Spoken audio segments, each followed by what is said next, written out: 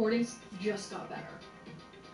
Hey, it's Dana from StreamYard. I'm so excited to announce that local recordings are now available on StreamYard. Have you ever... Stop. You're up to your eyeballs in a homicide. I hope you understand that. But no, there's no self-defense. That self-defense claim is gone. Okay, what you two did was a carjacking. Understand that. I have an eyewitness. So what you two did is a carjacking. Oh, by the way, there's video. Yeah, there's video. Yeah. You want to start again? Yes. All right, go ahead. In our last video, we talked about two men, Willie Eckford and Jaquan Glover, who turned themselves in to the Orlando, Florida Police Department. Detectives, a story that didn't make much sense, as he tried to claim self-defense. In this video, we will be taking a look at the interrogation of Jaquan, also known as Papa. Detective Teresa Sprague. I hope you He washed his hands, Steve. What's your name, sir? Can't miss it. He's a cross-dresser. Yeah.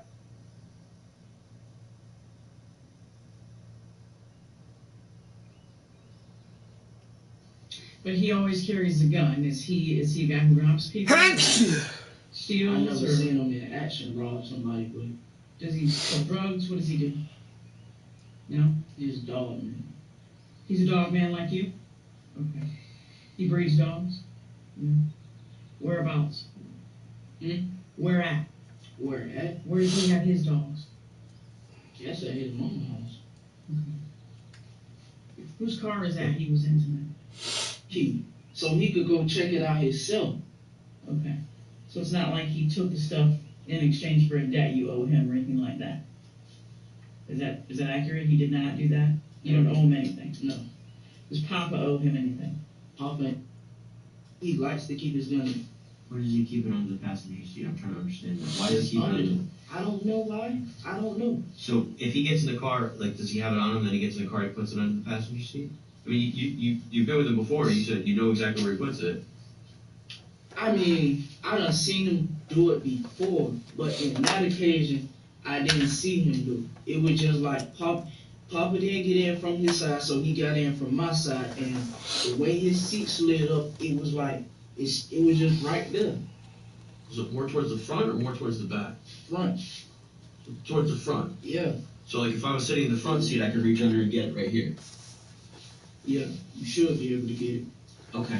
But if you push the seat up, it'll be enough to where, like, you could grab it. And I didn't want to make it too noticeable to where, like, But the seat didn't get pushed up, though. What you mean? The seat didn't get pushed up because he's sitting in it. I'm not talking about Joe. Joe was in his seat already. Right, but the guy in the front seat sit in the front seat. You said you got it while they were driving. So the seat didn't get pushed up. Well, that's what I'm saying. You said if the seat gets pushed up, you can get it. That's what you said, right? You said if the seat gets pushed up, you can get it. Are you talking about where's the gun at? Where the gun was? And I said if I was sitting in the front seat, if I was a passenger, I could reach under the seat and get it. It's under close for me. And you said you had to push the seat up. I had to, like, to push it up a little bit to get it. Right. So in order to get it. I'm getting lost. Are you getting lost too? No. All he's asking you Ma'am, is he's refusing me right now. I know. Did you have to reach under the seat to get it? Obviously. But you said you had to push the seat up. I never said I had to push the seat up to get the gun. Never have said that. You just said you pushed the seat up. No. When you got in the car, he had to push the seat up. That's what I'm saying. In order to get in his car, you gotta push the seat up. So that's when you saw it. And that's when I saw it. I knew where it was. So when you sat down and things got a little hairy in the car, you reached under the seat and I grabbed it and put it in your pocket. Tell us exactly what was being said when you did that. I'm telling you the words that I remember. Okay. Were? Willie claims that after he saw Joseph's gun under the seat, he grabbed it and hid it in his waistband. After hiding the gun, the altercation with Joseph began, at which point, Joseph stops the vehicle and gets out. Dang, so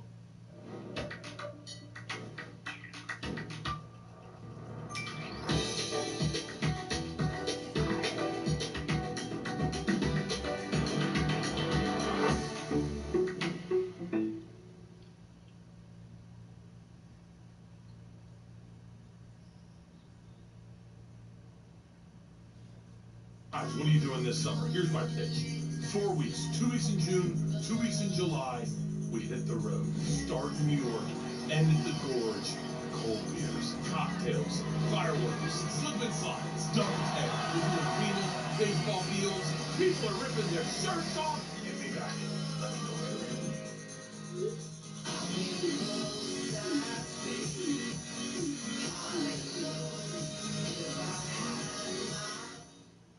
Well, I'm just trying to understand this. Yes, I have to understand this, okay? But here's where I get a little lost.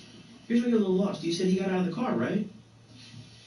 Yes. He got out of the car. Okay. Did he do anything before he got out of the car? He just stopped the car and got out of the car.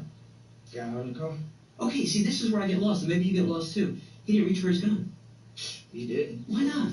I don't know why. So how's that a threat to you if he didn't reach for his gun? I don't know. See, He knew his shit was right there. He could have reached under the passenger seat and looked for it. he never, but he didn't. So how's he a threat to you? He don't see us as a threat. Did he say he wanted to fight? Like, what did he say? I'm glad you said that. He said that when Papa said, take her back to, he said, I beat y'all ass or some shit like that. I turned this bitch around and beat y'all ass. You said something about that earlier. Was it beat your ass or get the gun? What did he say? It was, I'm saying everything he said, I just can't put it in the steps, sir. I can't put it in order. It's so much that happened and I can't. So when he stopped the car, what did you think was going to happen? I knew what was going to happen. What? It was either he was going to come. Matter of fact, it was either he was going to get out and bump us or somebody was going to get shot. And the way he was talking, I wasn't trying to see that. And he too big to even be trying to even square up. You ain't even my weight class, or you ain't neither one of our weight class. Why? So you immediately felt in danger for your life. As soon as he got out of the car is what you're telling me. As soon as he told me he had his Glick in the car. But you have his gun.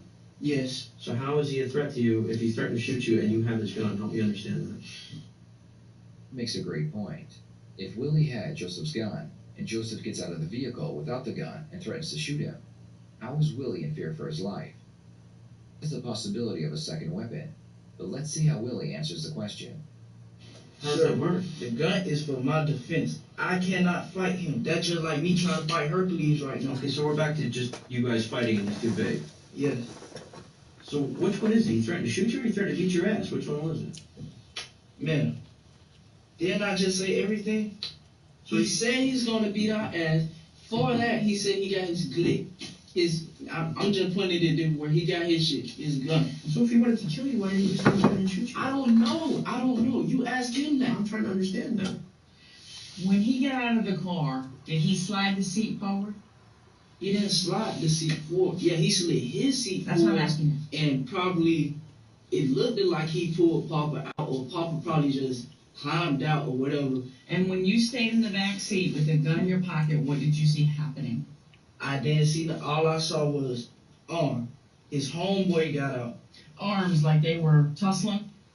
Like he was trying to muscle him or something like that. And his homeboy got out. And what did the homeboy do when he got out? Like he was walking around the car, so I got out. He stopped his track and tried to let me pass him and grab my shirt. I don't even know you. I don't know you. And he tried to hold me there too. So you wouldn't get involved in the fight? So I wanted to get involved in the fight, but I wasn't even finna. Honestly, I wasn't even finna try to jump them. I wasn't even trying to fight or nothing. So he didn't want it to be 2-on-1. He wanted it to be Joe and Papa. Which is uneven. Because way uneven. Because Joe's size? Not even size. What? He know what he is. He a grown man. Mm-hmm. He's a we grown men, but he's a grown man. He's a grown man. Like. So when you got out, what was your intention? My intention? Mm-hmm. To break the fight up, and we finna just wait right here till when our ride comes, because I can catch Uber.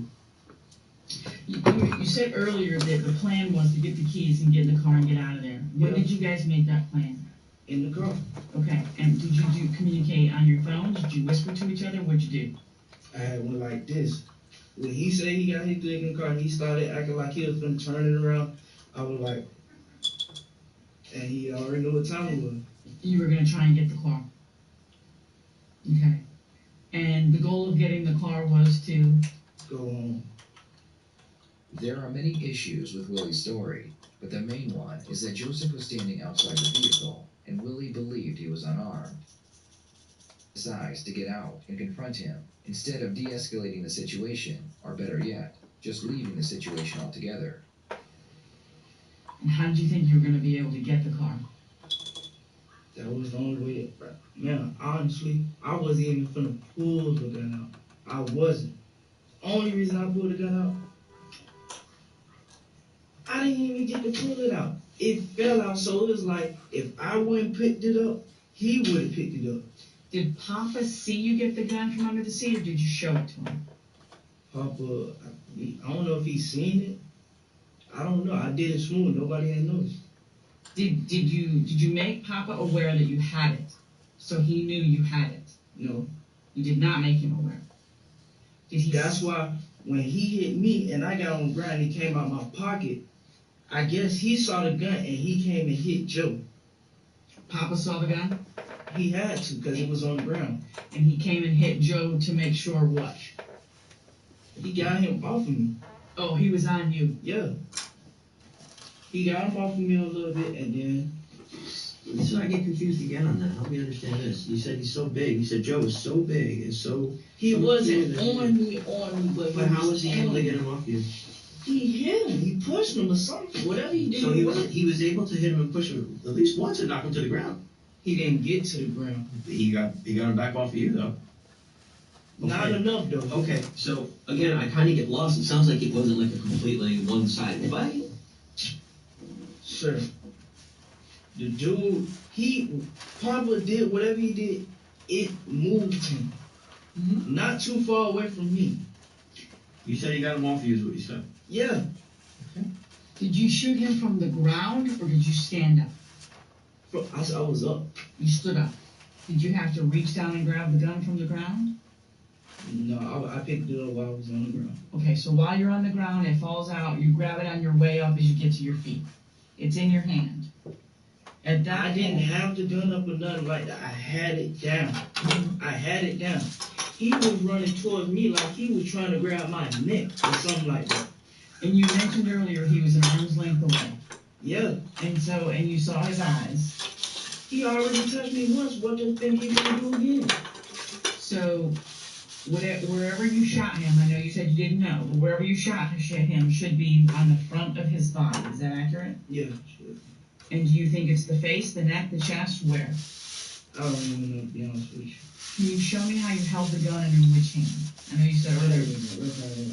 And was it sideways, upside down? It was straight on. And so do you think you aimed it at his face or what? I think if I did shoot him, like, it would be up in this. You're pointing where? Your chest? Yes, Okay. When you shot, did it stop him or not? it did. It did. What did he do? Stumble, fall right down? Did he walk? Did he run? What did he do? Well, right now. He fell right down. Okay. So now at that point, your danger is in your mind is over. Right? No. Okay, where's the I don't danger know. now? I don't know his homeboy. Okay. This whole time while we doing this, his homeboy on the side of the car just looking. What kind of homeboy just looks? Just looks. Just sit there and look. Mm-hmm. Your homeboy is getting, it's not even that we big enough. We're not even big enough to do that, but why is you standing on the side of the car? And you just looking already suspicious, like you finna do something. But you're not really paying attention to him when you're being attacked. No. Okay, so you shoot Joe. He goes down. When I shot him, that's when I seen him get low and started running. He got like 2 houses down, and then he stood up and went like this. I don't know what he had in his hand. Did you take steps toward him? No. Okay, what did you do right after you shot Joe? What did you do? I got behind the car because I seen him running. You got behind the car? Yeah. Did you fire from behind the car? No. Not only did Willie shoot an unarmed man, but while Joseph's friend was running away after seeing Joseph fall to the ground, Willie decides to fire the weapon multiple times in his direction.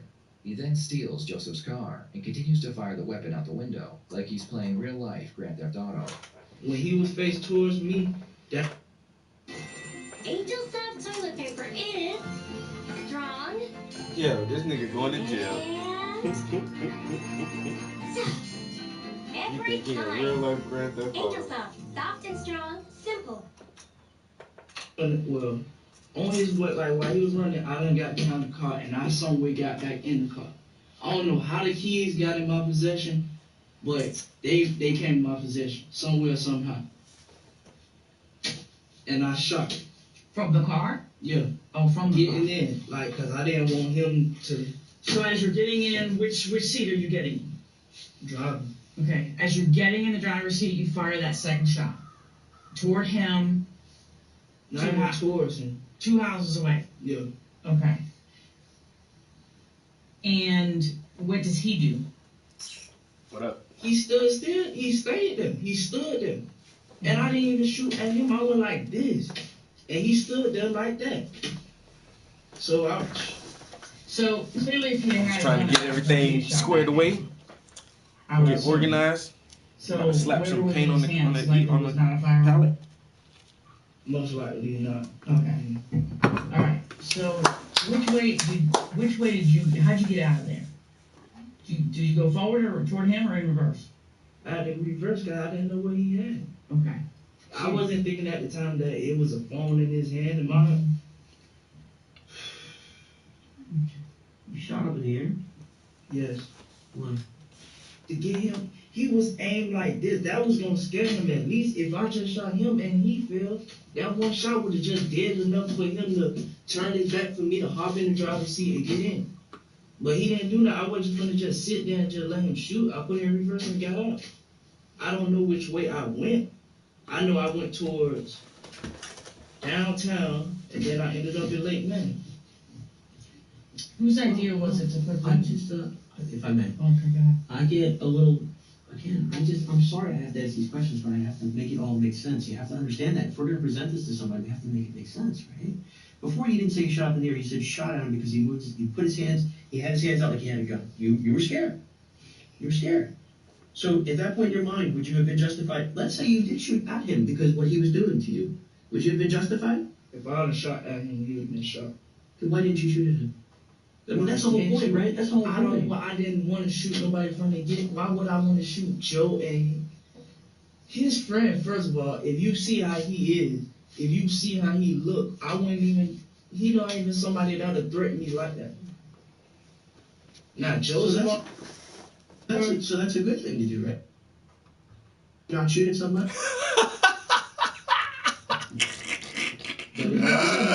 Yo, Tyson, and then bro. we said, well, yeah. All these other things, and he said, well, I said, well, yeah, I guess I did.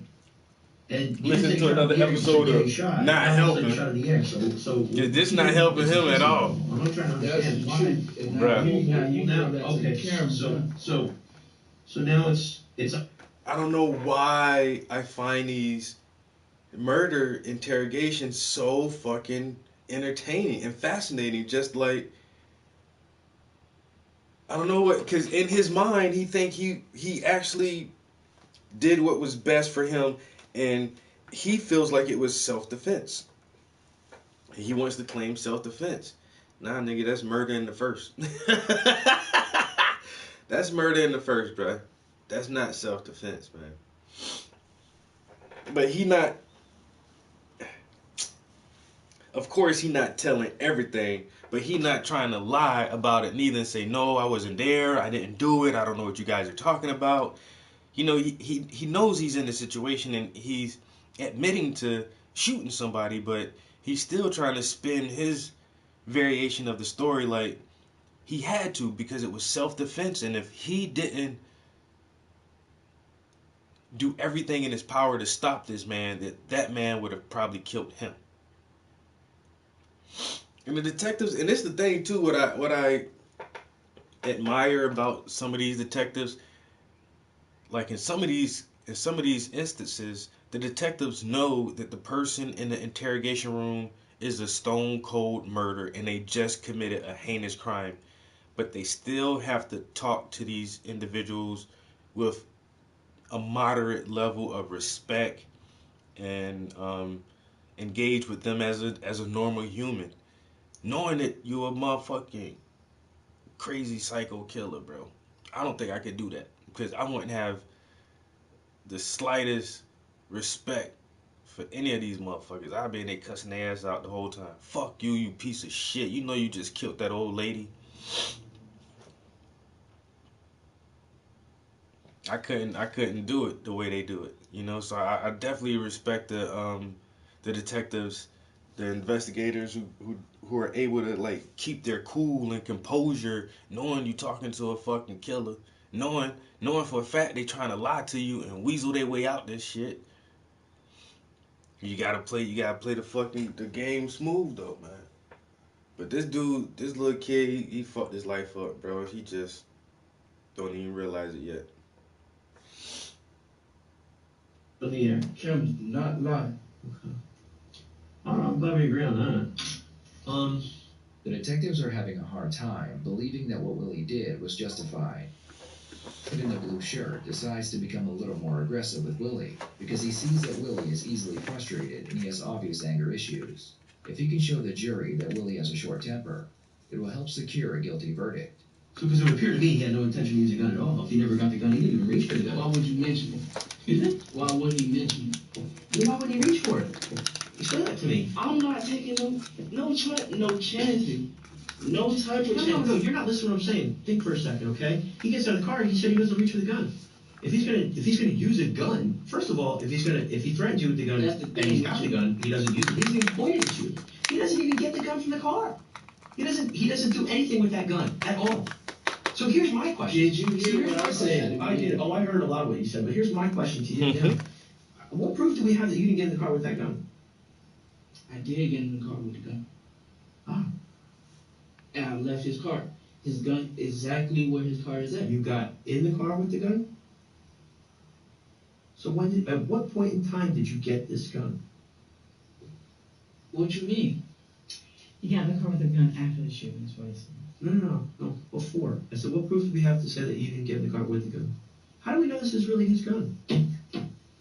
How can I prove to you it's his gun? How can I prove to you it's his gun? How? It could be your gun.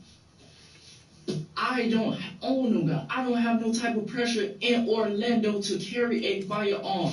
But how do we know it's his gun? I don't know. I don't know how you guys do Did you it. buy it? Were you with him when he bought it? No. But I know it's his gun. It's in his car. Where did you get it from? I don't know where he got it from. I can't tell you where this man buy his stuff from. I don't be in this man ear every day like that. It was just there. So again, I want to make sure we understand each other. You had, I just want to sum up what you said for everybody. So you said basically that Not looking too good for the homie. you put it in the passenger seat, which Yo. is unusual to begin with. Most people put it under the driver's seat. Okay, If it's their and I'm gun. stopping you from calling multiple as his friends, close friends, who will tell you what he has. I'm not worried about multiple friends. I'm just telling you what you told us, okay? You said you put it under the passenger seat. You said it puts it more towards the front, and you said you have to move the seat to get the gun. That's what you said. Those are all the I things that you didn't said. say that. I'm I sorry. did not say You that. did. And you know I what? probably did say that, Oh, but I okay. didn't mean it in that way. Okay, so we misunderstood each other. Okay. I At didn't some have point to in time- slide the chair all the way up to get it. But you had to move the chair somewhat. No, I had to reach under there and get it. It wasn't too far Before, up. just so you know, you did say you moved the seat before. Okay. And so now we've got the gun. He's threatening you with the gun, but you're able to have the gun. And I guess I got a little bit more confused because these keys just miraculously went up in your hands at some point in time too. Because you remember how that happened. Because you didn't remember shooting at first, but then you did remember shooting. And then the keys went up in your hands too. It So I'm don't trying work to like that understand every time. And maybe it's Motherfuckers don't trying think to- shit through, man. And motherfuckers don't really think shit through. What he's saying for And like you say, like, because he you- just confused me with more and more that he's saying. No disrespect. No disrespect at all. I'm just summing up what you said. I want to make sure. Man, this story started out, these motherfuckers supposed to be hanging out, I guess, club hopping or something, and one of them got a hotel room, and like a couple of them supposed to stay at the room or whatever, and the guy who's talking now, like, he said he went shopping, and took some new clothes back to the hotel room, and then they bounced, they got some food and did something, then they came back to the room, and like some of his shit was missing, like some of the new shit he just got was gone, and there was only, you normally get 2 keys to a hotel room, and then somehow he couldn't find the key that he had, but the other homie was like, man, the key in the room somewhere, don't even worry about it. And so somehow his shit got missing, and that's where the whole argument started about, who lost the key and who let somebody in the room to take my stuff, and then the young boy's like, well, my shit already got missing, and I don't know where the other key at. I'm not about to stay in a hotel room where if somebody did take the key, they can just pop in on this whenever. And so he was like, take me home and all this shit. They got in some kind of argument in the car over dumb shit. And then the motherfucker, you know what I'm saying? Like I say, how you explain it? Stopped the car, got in some kind of fight or something, and the young boy just pulled out the jammy, wham, shot this motherfucker.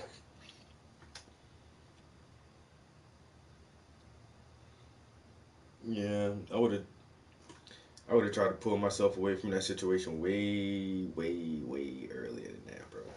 Like way earlier. You hanging out with these motherfuckers, people you barely know and halfway like. I ain't about to be fucking around with y'all niggas. But once again, he's seeming young, man. It's that young boy shit. Just trying to be in the goddamn streets too much.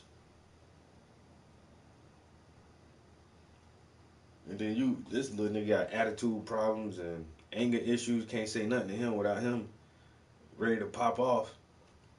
But then, like he said, he's scared of the motherfucker that he shot, because this is a big ass grown man. He a little skinny ass kid. But you riding around and hanging out with these motherfuckers knowing that if shit go wrong, they gonna beat your fucking ass anyway. I understand you. And again, I get to the point where you say he's threatening you. He said, he didn't mention a gun at first when we first talked to you, but then he did mention a gun. And when he did mention the gun, you shouldn't have been scared of it because you had the gun. And when he got out of the car to do whatever he was going to do, he never reached for the gun. So how is there any indication at all to us? Because we have to look at it and say, okay, yeah, this guy was a real threat to you guys. But how am I supposed to understand that he's a threat to you when he never even reached for the gun? By your own words, he never reached for the gun. He never went for the gun. You're right. So how is he a threat to you? But that's the point. That's my point. I Joe understand keeps that. more than one gun on him. Oh, You don't know Joe. So now there's more than one gun. But we never mentioned that until now. You want to know the man's whole life? The whole life? You want me to tell you everything about the man? So what gun did he reach for? He didn't reach for no gun. He didn't. He didn't reach for a gun. How do I supposed to know he don't got nothing on his way? See, this is where I get confused. If Joe kept more than one gun and he had a gun on him, when he saw you with the gun, why didn't he just pull his gun out and point it at you? I don't know, sir. Why worried a guy? Because you said before it doesn't make any sense, didn't you? You said running at somebody with a gun doesn't make any sense. You said that, right? And you definitely ain't for the right about your gun so, if someone aimed at you. Well, of course, that's the first thing somebody's going to do. Well, but he didn't do that, did he? Joseph, in his case, he didn't do that, did he? He did. He didn't. So I think we can agree he didn't have another gun on him. I can't say that. Oh, well. He didn't act like somebody who was going to use a gun. Look how small he is. He don't... So we're going back to he's too big for you guys. This is the guy what the fuck he was saying in the car, bro. This is the guy that Papa was able to push off of you, but he was too big for the two of you to handle. Am I understanding that right? Yes. Yeah. But on video he gets knocked out twice. Did I miss that? No, twice. Twice. I don't know who knocked him out twice. Well, tell me one of the two of you. It wasn't his homeboy. How I'm gonna knock him over? Oh, okay. So you're saying that what? It's. I don't even know. You're saying it's physically impossible for you to knock him over? It's not physically impossible for me, but I know my strength. I know my strength. You knocked him off of Papa. You said that before. So it doesn't sound like he was handling you guys too much. It was a move just to move him off, barely get him off.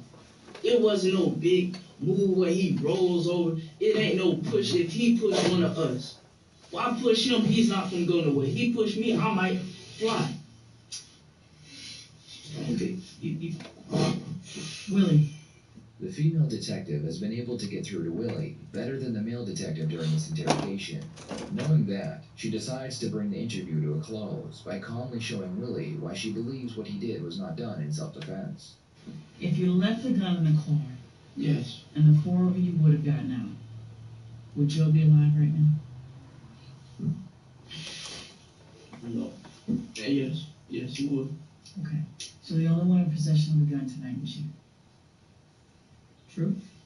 No. No.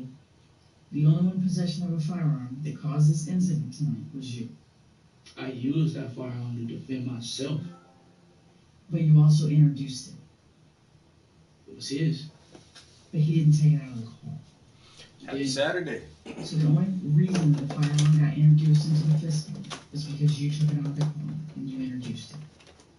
I didn't introduce it. It was in your pocket when it fell on the ground. When you got up, it was in your hand. Okay? So the only reason that this man was shot tonight is because you took the gun into possession. You shouldn't have shot that motherfucker. That was your decision. No. It was your decision to take the gun out from under the seat.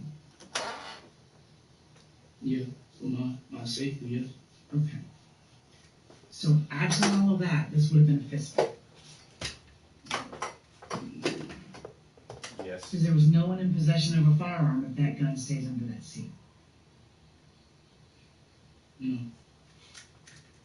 I wouldn't fist ball him, even if it wasn't that, I wouldn't even tussle or nothing like that. And you wouldn't have had to, because if you left the gun under the seat, when his homeboy gets out, you and Papa can walk down the street and call an Uber. You don't have to fight him if you don't choose to fight him. Yeah. If he comes after you, you can defend yourself. But there's also an anger element to this. You were angry. And we're taking your word for how all this played out, but we go talk to his friend. Is this guy gonna say you grabbed a gun in the seat, tried to carjack these boys? Did you put a gun to their heads and say get the hell out of the car? You took our shit. I mean, what are this? Are they gonna say? Is he gonna say it's his gun? Is he gonna say it's your gun that you put a gun to their head? Of course, that's just like you robbing a bank. If you rob a bank right now and get caught with something, you're not gonna say it's your gun. Mm-hmm. Well, does Joe have a license to carry? I think he does. Okay.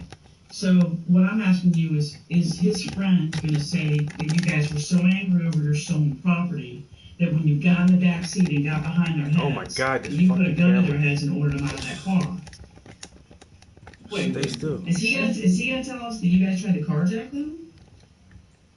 that's what he said? No, I'm not saying that. Oh no, I'm asking he you. might try to say that just because. That you introduced the gun from the back seat and ordered them out? The gun never got put up and aimed at anyone while I was in the back seat. The gun never got out of my pocket when I was in the back seat. Nike footies. When I got on the ground, that's when the gun first got exposed. That's when everybody knew that I had So the you gun. guys were plotting in the back seat to take that car? Yes, the car to get home. By force? Were you No. gonna pull a gun to get it? No. The detectives believe that after Willie and Jaquan realized that Joseph had stolen their stuff at the hotel, they decided they wanted revenge. Was to steal Joseph's car, but because Willie had a short temper, it turned into a homicide. The detective is now going to confront Willie and tell him what she believes actually happened. Calm makes games great again. You know what? I'm not going to say again because they never were, and they're complicated. See, with Monster.com, The way I think the hood works, and I worked Paramore Midnights for 5.5 years before I became a detective. Okay? The way I think the hood works, you f with me and take my shit, bro. When you least expect it, I'm gonna fuck with you and take your shit. So, let me get you on the phone, have you come pick my ass up, and me and my boy Papa we're fixing to take your shit, because you took our shit. No. So we're gonna let you think you're taking me home. Listen. But we're fixing to put a gun to your head and we're gonna take your shit. Because you took our shit. Miss, the whole purpose of him coming to get us is because my mama said she wasn't gonna come get you. My girlfriend is saving money on her car. I cannot spend like that on her shit unless I put half on her. But I could have requested a ride if I wanted to. You mentioned Uber a few times. That's requesting a ride. But you're not gonna do that if you want retribution. No. So why didn't you go? But I wanted Joe to come see what was took. So, cause he came with us, so he could see what. But you also wanted him back there because you suspected he was the one who did it. No, I didn't. It came to my head, but I never just said it like. Papa did. I think if there's a possibility here that you're not as innocent as you claim.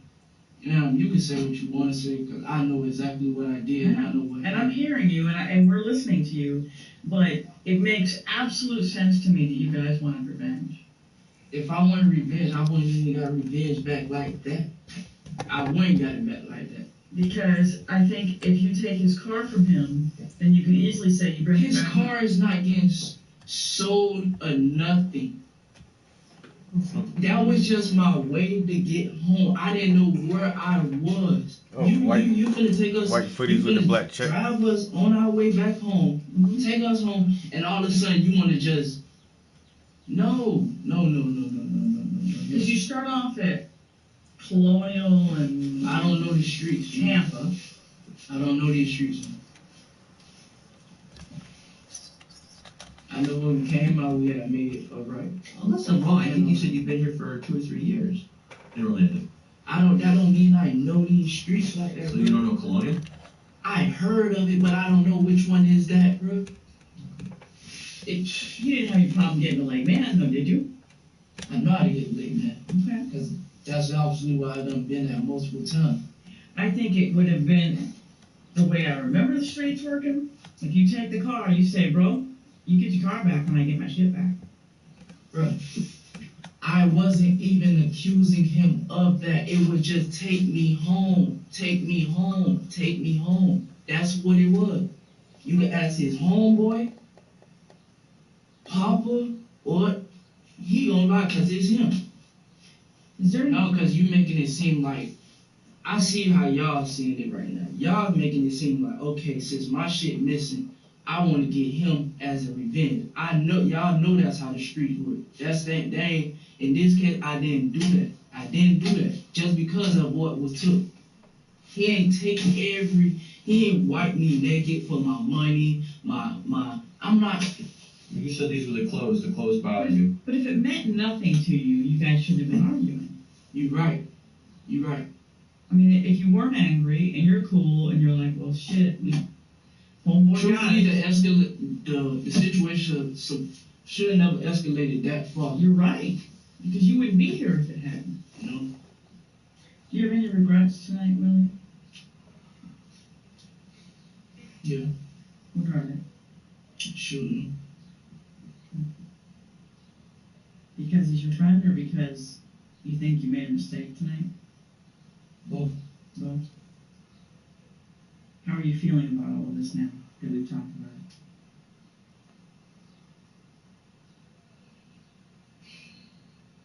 it? I'm gonna need my stick. Let's see. If he was here now, what would you tell him? I had to, because I saw it in his eyes. Do you wish you hadn't? Yes. No, we're going to continue our investigation with that. Can you use the restroom?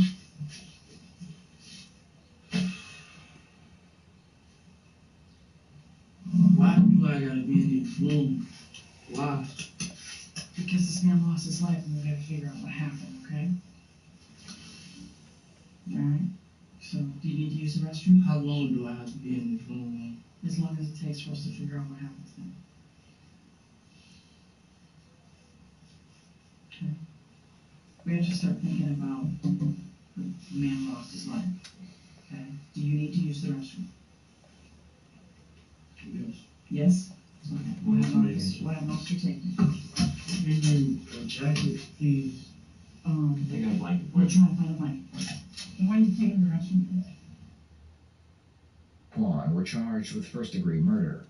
At the time this video was made, They are currently in jail awaiting trial. We have footage of Jaquan's interrogation, as well as the interview of Joseph's friend, who was the fourth man in the car. If you would like to see a part 2 to this video with those interviews, please comment below. Thank you for watching this video. Don't forget to subscribe so you don't miss any new content coming to this channel. Yeah, it should be crazy. Create your hybrid cloud your way. That's HPE GreenLake.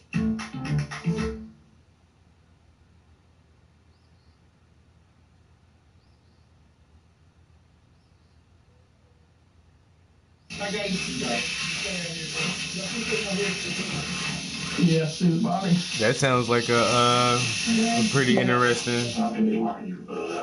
Sounds like a pretty interesting. I think you did lie to me this whole thing. You didn't get them right. I think you're a liar. What I think. Definitely did. You got the freaking box. You got the dead gun gun. Man, I'm telling you, all I know is the guy told me that they were suspects in a murder case. The first thing that popped in my head was that gun, and I don't know what the is going on, but I want to know.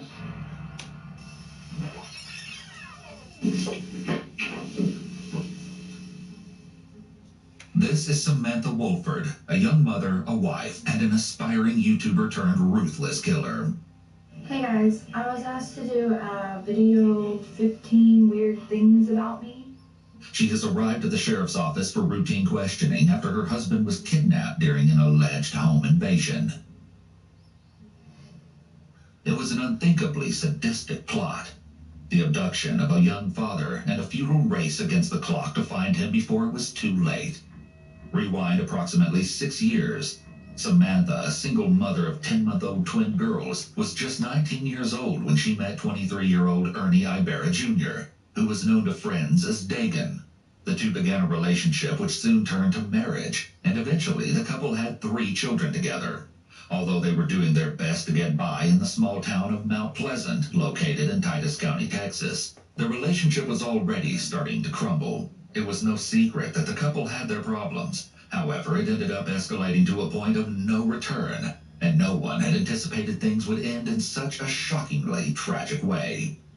Cobb County 911, what's your emergency? I have a home invasion. My niece is tied up. I am at the verge of untying my niece at this particular moment. Okay, she's tied up. She is tied up and gagged. And gagged? So, yes, ma'am. Is there anybody else there? Or where are the kids? We have 5 small infants asleep. 5 small infants asleep? Yes, ranging from 7 to 1. 7 to 1 years old? Yes, ma'am. Does she know, did you know who the suspects are? Can I talk to her? Is she able to speak? Yes. Hello? Hi, Samantha. I know you're upset, but I'm going to ask you a couple questions. Do you need EMS? No, they didn't do anything to me, but if you wanted. She doesn't know they only hit her once. Okay. So I just asked my aunt if it was bruising or anything, and she said no, they hit me in the face. Okay, I hit you in the face? Yeah, they had me tied up and they dragged me down the stairs to face my husband, and when my husband went to face me, they hit me in the face. Like, back-hand slapped me, and so he looked at me then, and they said, I thought that would get your attention, and I want you to stare at this woman. Do you want us to kill her? And he said no. And they said to tell us the truth, and he said, I don't know anything. When someone gives way too many details on a 911 call, this can be a warning sign that they may not be telling the truth. The purpose of a 911 call is to get help immediately. As Samantha is not currently in danger anymore, her primary focus should be on getting help finding her husband. Instead of requesting that officers be sent right away to search for him, she's telling an elaborate story about what supposedly happened. There's no sense of urgency in getting her husband found. If someone is lying on a call to emergency services, they may feel the need to offer up all these additional details because they want to support their lie. Samantha's love for acting isn't a secret after all. I've always wanted to be an actress. I think it is so much fun. I've been extras in movies. I've had small parts in like short films, and I've done plays. I think it is so much fun, and it is so beautiful. It is one of the most amazing forms of art ever, to be able to express yourself that way. I think it's amazing. Members of the Titus County Sheriff's Office respond to the crime scene shortly after 2 a.m. Immediately, an investigation into the violent home invasion and kidnapping of Ernie Ibarra Jr. is launched. The following footage is raw body cam footage, recorded by Corporal Chris Durant and Deputy Ed Godoy, just minutes after the twisted crime took place. Sheriff's Office. I'm upstairs. I'm sorry, sir. Sorry. Okay. Yeah. Are you still talking with Sheriff? He told me that I have to stay. She told her you're here. I did. She's focused on She her said dog. she's still have to take questions from you before I can get off. Let me have it and I'll take care of it, and you talk to them. So, walk me through what happened. I don't honestly know. I was in bed asleep, and we heard a noise, and the second I was able to open my eyes, somebody grabbed me and jerked me out of bed and slammed me down on the ground and started tying me up and put it up to my mouth and told me don't move. Okay. They were touching my leg over and over and over, and just keep fighting back, and I was just letting do it, and What's your husband's name? Ernest Ibarra. Ernest Ibarra. Okay. The officer is conducting a typical investigatory field interview at this point. However, these statements can be admissible in legal proceedings. The body camera footage can be reviewed by investigators and inconsistencies discovered between initial contact and later interrogation. One of them did say the name Luke, but that's it. That was all. That's only in identifying anything in the comment. One of them said, "Hey, Luke," and the guy turned, but that's the only identifying anything about it. Samantha changing her voice to imitate the alleged intruder may be an attempt to dramatize the attack in order to make it appear more believable. Although her voice is emotional, she doesn't actually express much concern about Dagan, and instead seems focused on telling the story about everything that happened to her. It's discovered that Dagan's phone was also taken by the assailants. They took his phone, but they didn't take mine. He had mine hidden, Uh-huh. so I was able to. So he's got his phone? No, they have his phone. Oh, that's what I'm talking about. What's his phone number? Huh? Well, I need that number. Get that number. They cut my shirt off, and then after they made me stand there naked in front of him, threatening to do things to me. Mm-hmm. The guy said You were outside or here I inside? was in the living The room. living room? They took me to Okay. the living room. He said, "Get you a shirt and get it quick, because I'm not this type of person." So I started rummaging through my closet. He said, "I said get it quick," and pushed the knife against my throat. So I just grabbed whatever shirt Okay. and put it on. Okay. But he grabbed my shirt and he started Is it- cutting is it cutting me? down the collar and Or is she a terrible actor? And is it me, or is the officer who's taking notation right now just says just his tone of voice? It sounds like he feels the same way, like, bitch, you are a terrible actor. Like, I thought you wanted to be a YouTube star. You can't do it acting like this. And then, like the narrator said, the way she's changing her voice when she's trying to relay what the supposed kidnapper attacker was saying to her, she changes her voice to imitate like a deeper man voice. And he said, "Get it right now." Like, once again, if you're in shock and trauma, and trying to relay a consistent, understandable story, you don't have to do that. Like, you're being so extra by doing that. Like, why? What's that for? Because you're acting and you're not good at it. You've never been coached at this thing. You just like watching movies and think that you can do what fucking Cicely Tyson can do, or you can do what fucking Tom Cruise or somebody can do.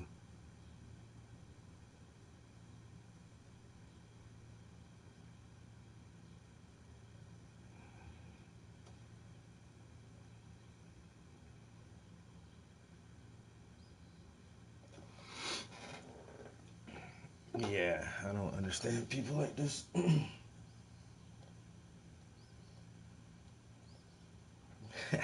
Late to the function.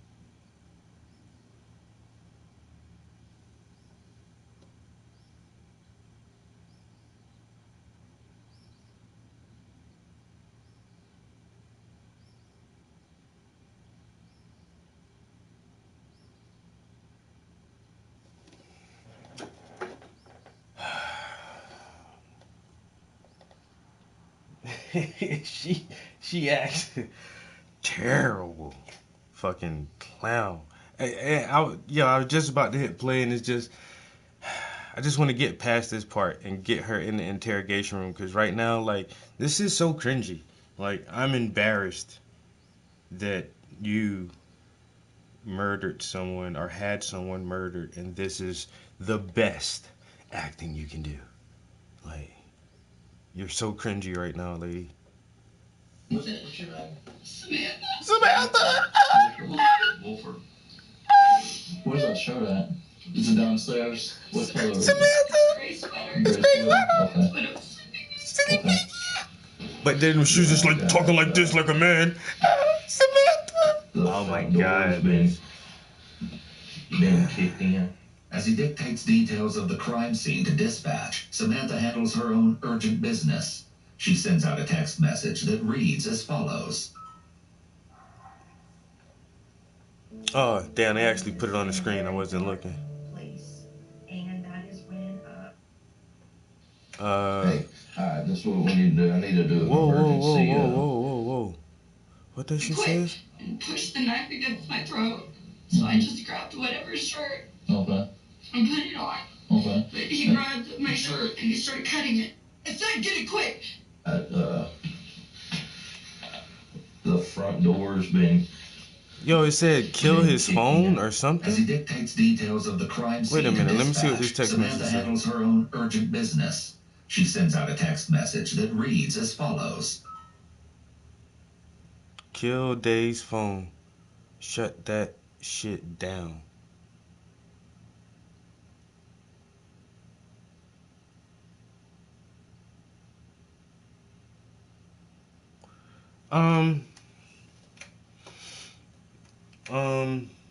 You so stupid.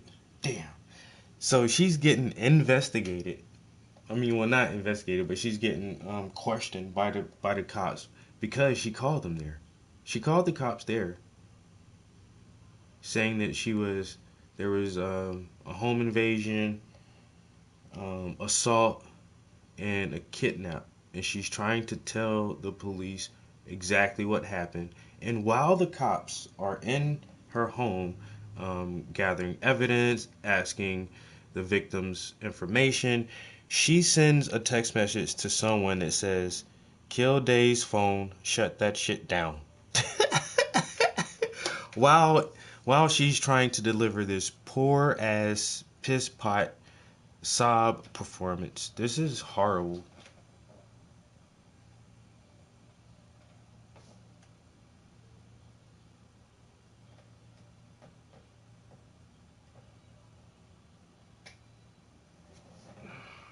You know. And then there's something else too, like it's crazy how much dependency we have on our phone and how little people actually realize that shit is constantly tracked. constantly tracked, yo. Like you can't hide yourself anymore. Can you be on camera? I mean, can you get away from cameras? Yeah. And that's getting increasingly more difficult too. But just like in that Alex Murdaugh case down in South Carolina, yo, they knew how many steps this motherfucker took and how many minutes and when exactly what time his phone connected to the Bluetooth in his car. Bro, that phone, you can't do nothing at all. You send a text message and delete that shit not deleted. You think that shit just gone? No, that shit ain't gone. That shit in the clouds on the backup server.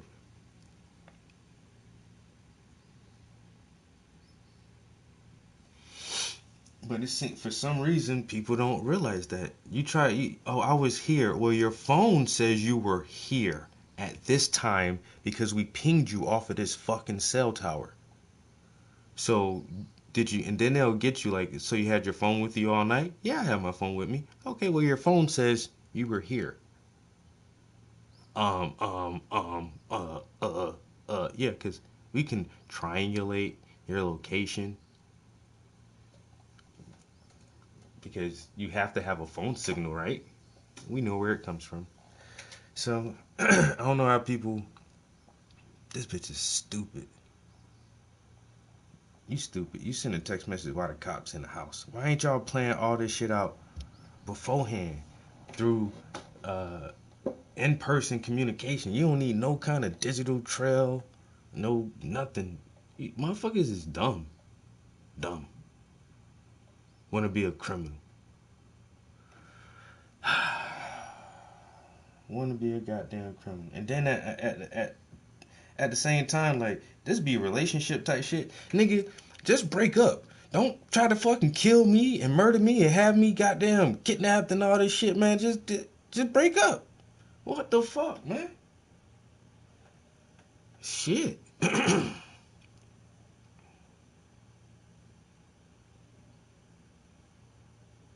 We not getting along no more, man. I'm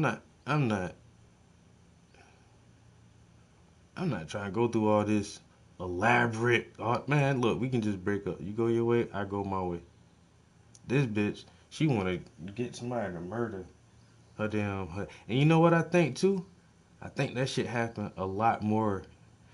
Once again, that Alex Murdaugh shit in South Carolina, man. This motherfucker exed his wife and his son. And got away for a little while before people really started looking towards him when they got that video from his goddamn son's phone and all that shit. But I wonder how many, deaths are ruled as accidents or suicides that are actually the lover or the spouse or whoever, just because y'all ain't want to leave these motherfuckers.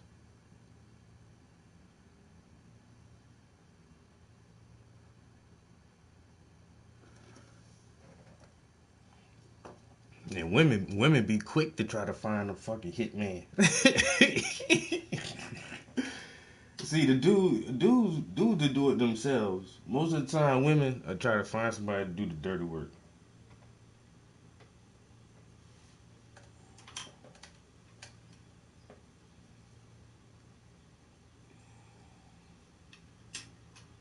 And then, the power of the pussy. And she'll find some dumb motherfucker. Or the power of the dollar.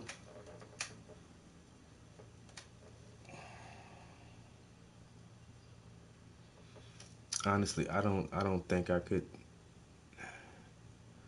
kill nobody, yo. That's why I pussied out of the fucking military. I signed up and was about to go to the army, and then that 9/11 shit happened. First of all, I fear for my life the most, but then at the same time, I thought I can go to the army and just do like some smart people shit, man.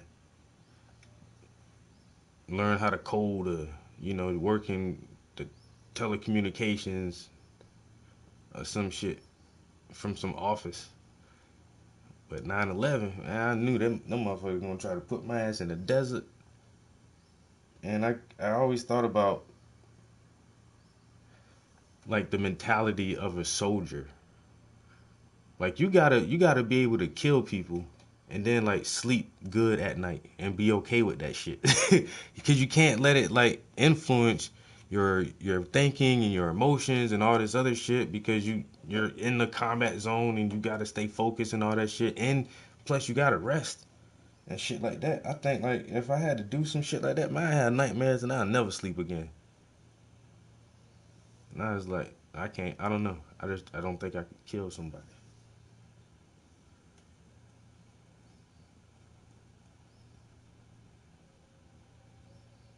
Not out of anger anyway. Like some people be trying to claim self-defense. I don't know about that. If my life is on the line and some bad evil motherfucker is really trying to get me, I'm gonna do whatever I can that way.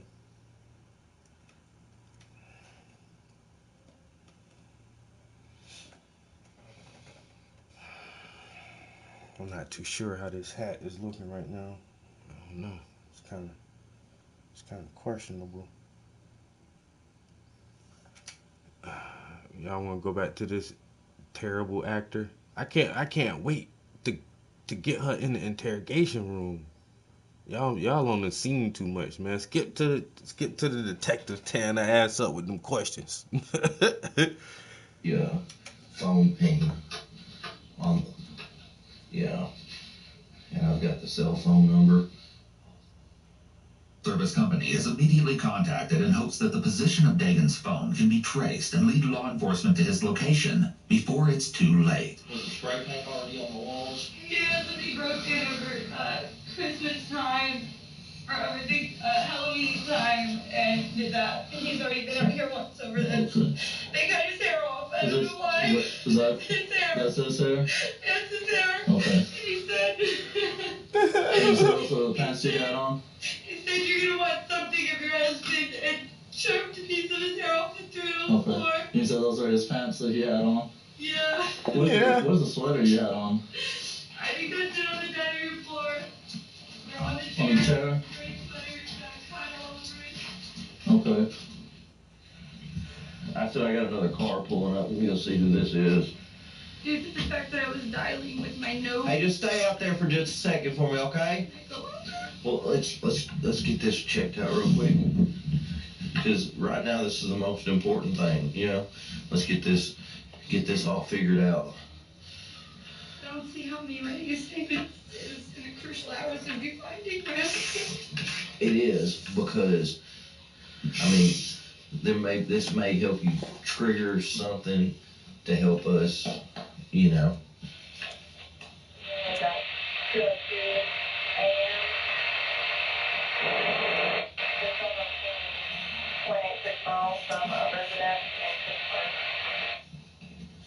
You know anybody in Pittsburgh? Samantha does, in fact, know someone in Pittsburgh, as it just so happens. Deputy continues to gather information from Samantha. The corporal speaks with Samantha's mother, Rosie, and Samantha's Aunt Ginger. My Aunt Ginger. You're the one that found her? She's the one that found her. I'm the one she called. Okay. So she called you first? She called me. Okay. Bound and gagged, and then she called me. We live in Westfield. Do we have any idea where her husband is? That's what we're trying to figure out. I'm assuming it has something to do with people that would be part of Circle. It's the only thing I could possibly put together is that it had something to do with people that knew. Samantha says that the intruders named someone she knows as the reason for the attack on her husband. For this person's privacy, as they were never proven to be involved in the case, we have redacted their name throughout. Samantha will continue to bring up this person's name throughout the investigation. Samantha sends out yet another urgent text message at 3:19 a.m. reading, "Ditch phone. At this Move." time, investigator Chris Bragg arrives at the scene and the corporal begins to bring him up to speed. Interestingly, the investigator is immediately skeptical. Yo, once again, these investigators, I could say they're fucking basically psychologists, criminal psychologists, and this is no lie and no fucking exaggeration, yo, no exaggeration.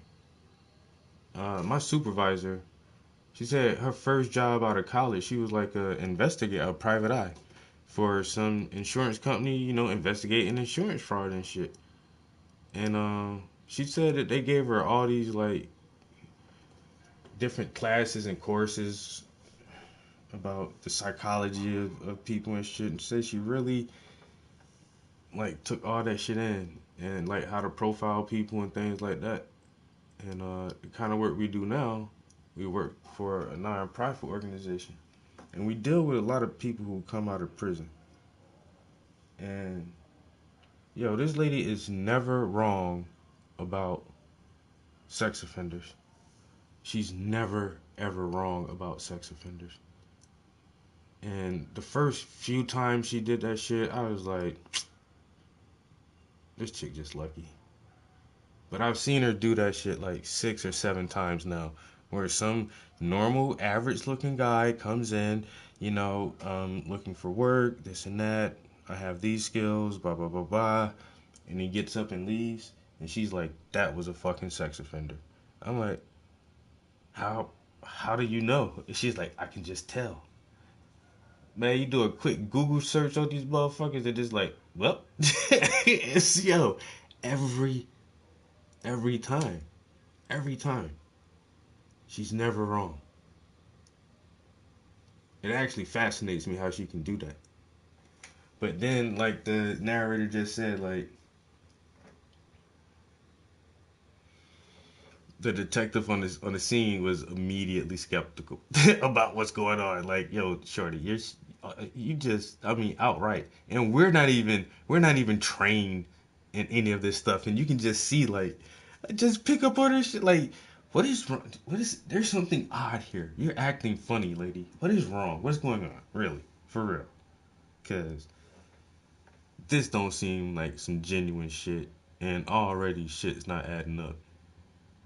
And you're constantly on your phone texting people. You got people popping up at your house, and what's up? You smell fishy already, and I can see that shit my damn self. Hey, you smell fishy, lady. What's going on here? I love acting, and no, you're not. You may love it, but stop. Listen, let's be real. Stop, okay? Because you're not good at this acting shit.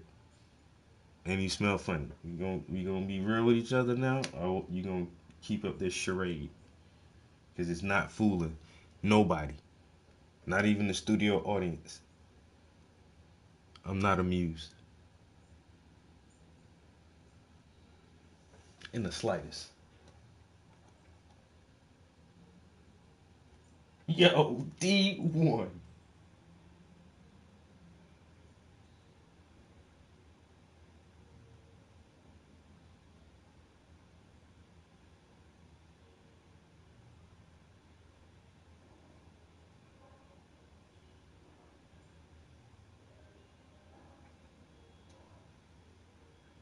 Yeah, that's crazy. I'm happy I didn't go to the military.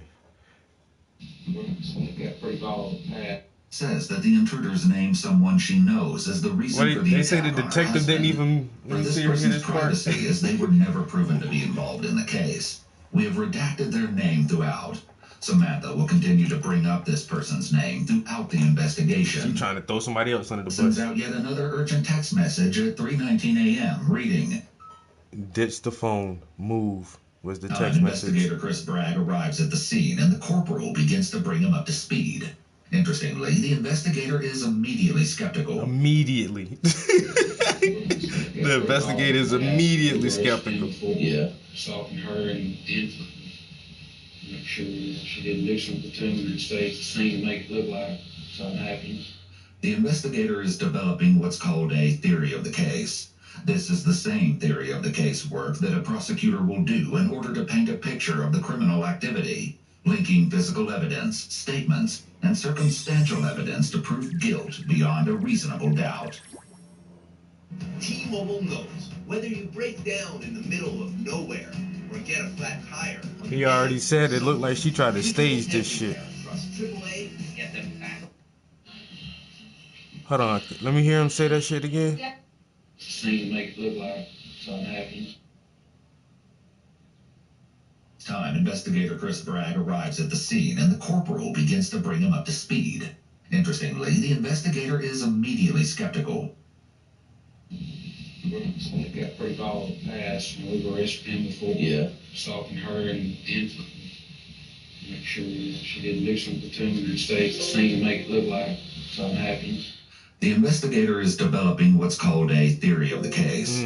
This is the same theory of the case work that a prosecutor will do in order to paint a picture of the criminal activity, linking physical evidence, statements, and circumstantial evidence to prove guilt beyond a reasonable doubt.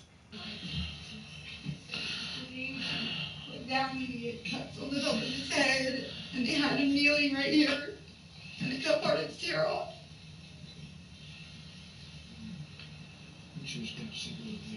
After a brief search of the first floor, the corporal then guides the investigator to the staircase that leads to the bedroom where the attack began. So they kick the door and they come up these stairs.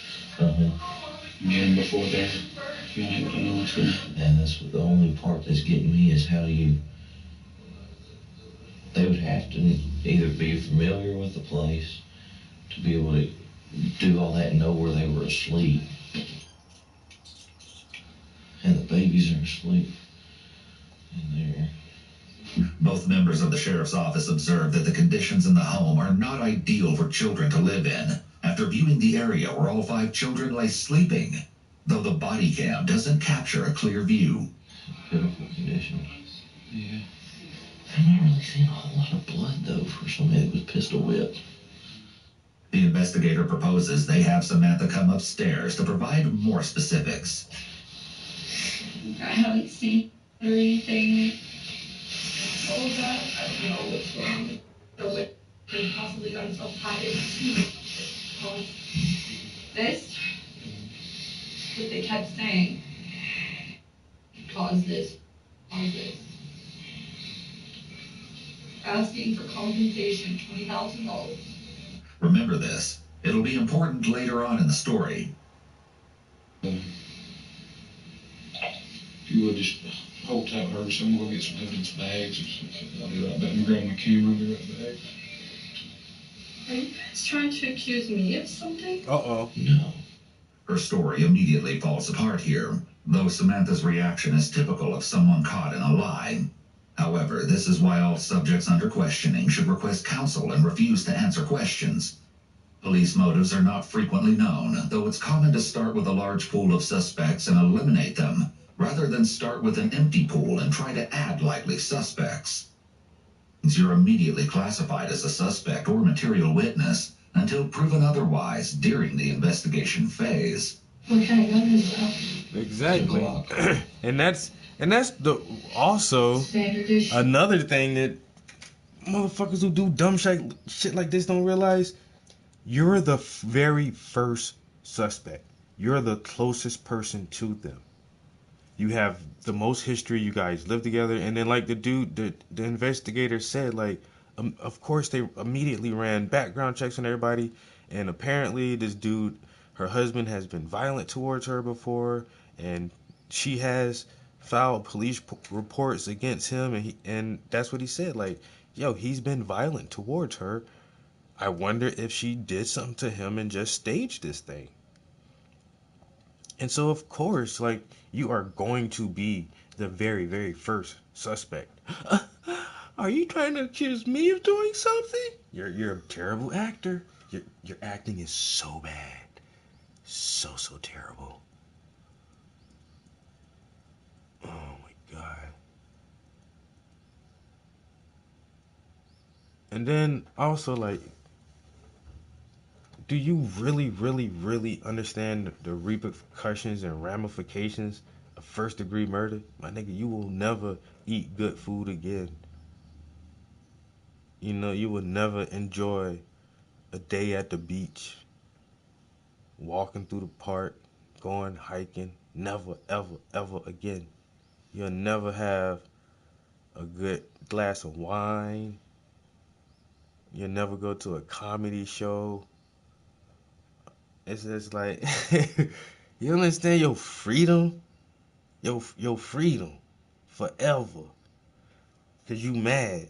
Like, I'm so good on that shit, yo.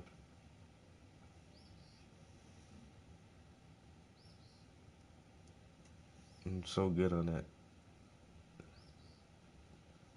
I like steak and pussy way too much to be in jail.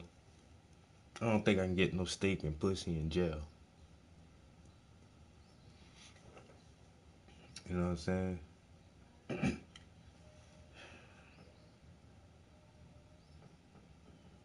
What? People don't weigh the odds and consequences all the time. So we call those people morons.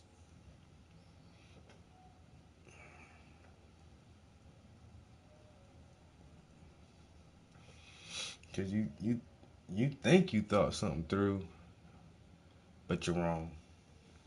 Did you really think this through all for real, like all the way? I mean, and the sad thing about it is, of course, she has some help in this thing because she's texting someone, and so it's not just you who's a dumbass. It's like you and another dumb person. That was like two of you motherfuckers who really thought like, this is a great plan. This will work. Are you sure? I'm sure. Are you sure? Yes, I'm sure as well. This is full proof. This is a foolproof, solid plan we got here. You know why? Because we thought about it. We thought about all the, once again, the repercussions and ramifications. We thought about the way the police will investigate and interrogate. We already thought about all our prior police and law enforcement interactions and contacts. And we already thought about the fact that, you know, our phones are constantly being tracked and scanned and monitored, and that any keystroke functions, any apps or text messages that we send out or delete are still able to be recovered somehow, somewhere with the proper tools. We thought about all of that. And we still figured that, you know, this is the best plan we got. You know, not just like, oh, let's just get a divorce and, you know, start a new job or a career somewhere or go back to school. Or, you know, like, I don't know. There's so many other things. There's like so many other things than like, oh, let's fake a kidnapping. Yo. Hey, yo, killers only get one chance to get it right. That's why, you know why? That's why, like really successful, I guess you would have to use that word, successful serial killers fascinate us. You know, like Dahmer lived in an apartment building, like, yo, with bodies in there for a couple years. It's like, bro, how you do this? You know, he got it right a couple times, I guess. But, you know, with the serial killers, you only got one chance to get it wrong, and then you're fucked. But most people don't go to that. Most people don't intend on doing it like that. So, yeah, you only got one chance to get this shit right, motherfucker. Because if you don't,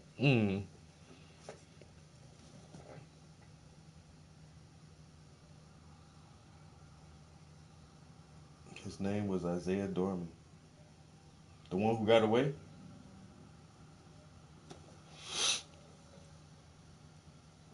I'm telling you. I don't see, once again, how are you not thinking all of this through? And then you have so much confidence in yourself that you believe, like, I can give a good enough performance to a professionally trained detective where he will not be able to detect any deception. Okay. All right. These motherfuckers human lie detector tests, man. Then I gotta do paperwork. Really? Really? I Wow. just was gonna see comparatively to the gun they had. I don't know guns, but the gun he had wasn't very big, or his hand wasn't very small, one or the other. I don't, oh my God. Stop. Closely to his hand size. No, just stop now. This is a very odd request, given the circumstances. Yeah. It's noteworthy that in the midst of Samantha's chit-chat with the officer, she doesn't appear distressed that her husband is missing. It's possible that this is her attempt to be friendly and distract the officers from the situation, since she may believe at this point that police may consider her a suspect. But they kept saying, took someone from us. The only thing I can figure is they're saying like Dark told someone. They said something about now he's behind bars. Time to go to bed last night. Around 11. Just a couple hours before the invasion occurred. Next time she'll have a different answer to the question. Sound provides you with restriction-free music and sound effects that you can use across all of your content without having to worry about it getting taken down or muted. It's designed for creators so that you can save time and really find the songs that you're looking for really quickly and efficiently. It doesn't really matter if you're a video creator or if you create videos for clients. Okay. Damn, this is a long ass commercial, girl. Stop. How old your babies? 1. You got 4? 5? They were in there squirming a minute ago.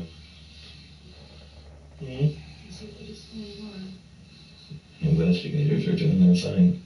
Samantha doesn't seem overly concerned about her children, but it seems she's already growing impatient with the investigation.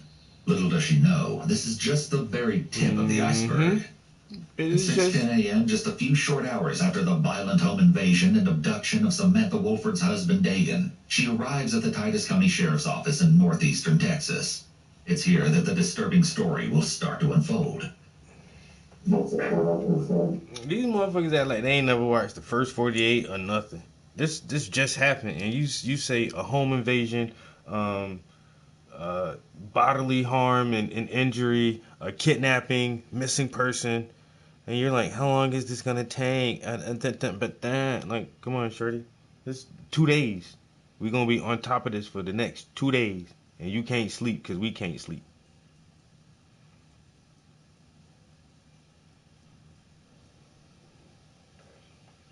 Are you suspecting me?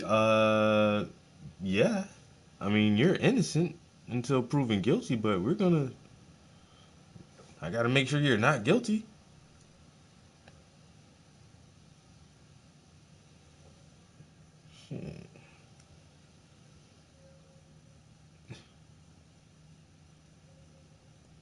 Man, any loving wife would be frantic. Where's my fucking husband? What are you fucking doing? I already gave you the number. Have you tried to find his phone? Call his friend. Well, call this family member and see if they have anything, or I don't fucking know.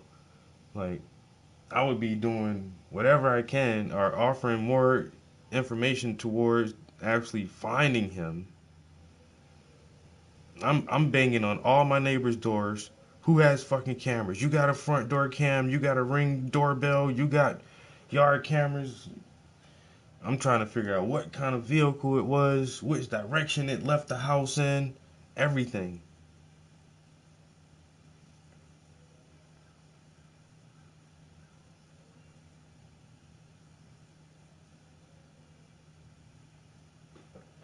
But she doesn't seem too concerned.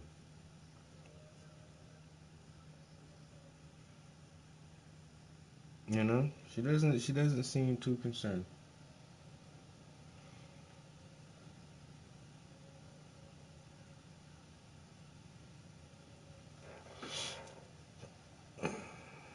Now she's in the interrogation room. This way that shit get funny.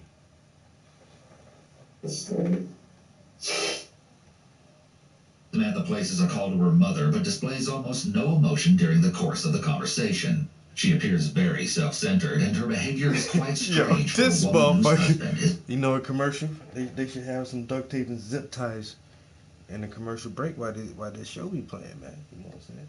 Help people figure this shit out, man.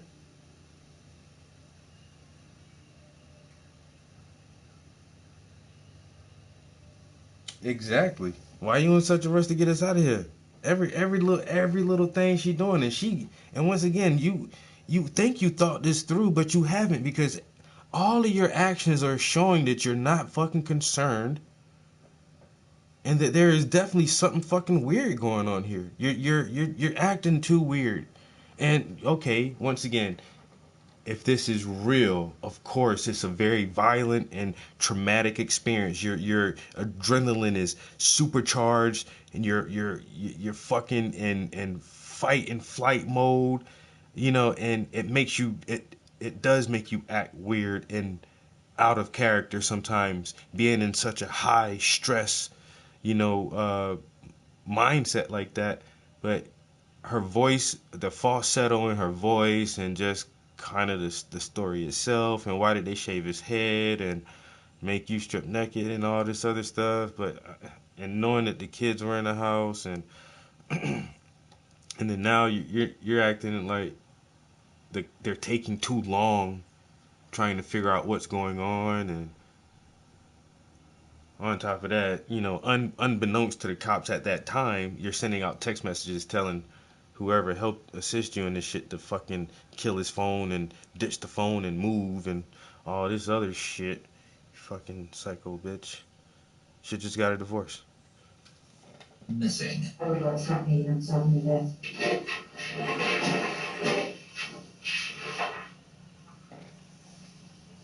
biscuit and gravy, no sausage. Biscuits and gravy, no sausage, and french fries. Samantha gives her mother a food order over the phone. It's surprising she has an appetite at a time like this. She lays on the floor, which is very childlike and is an unexpected behavior for an adult. Samantha consistently acts like more of a high school student rather than an adult mother of 5. The investigator enters the room.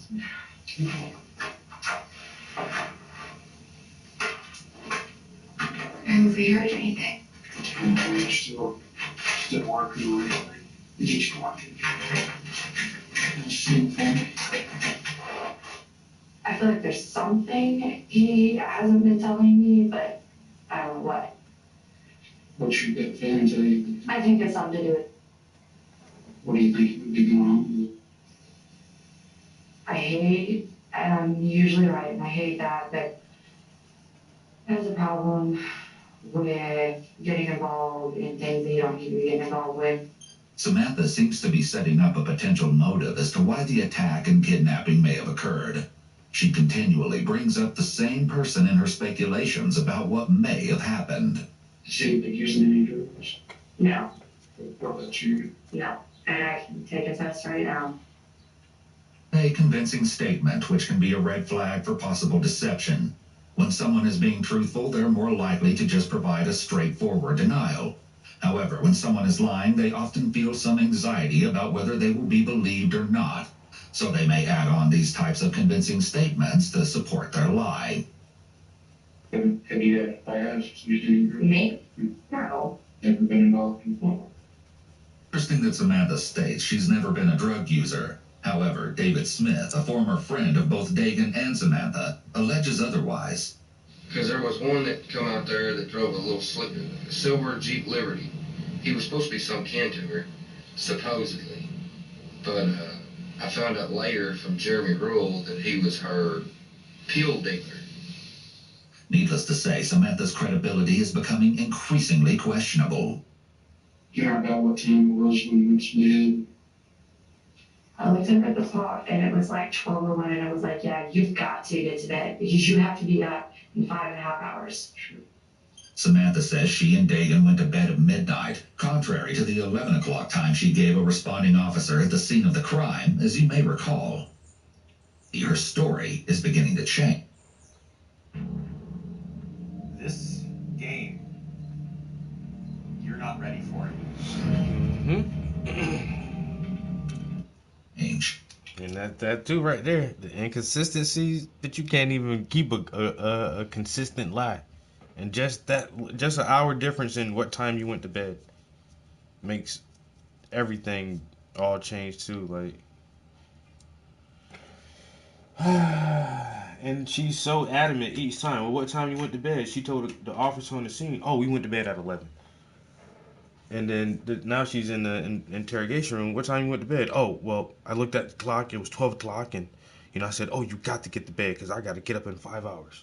So, I mean, you're so adamant each time that you know for a fact that you went to bed at 11.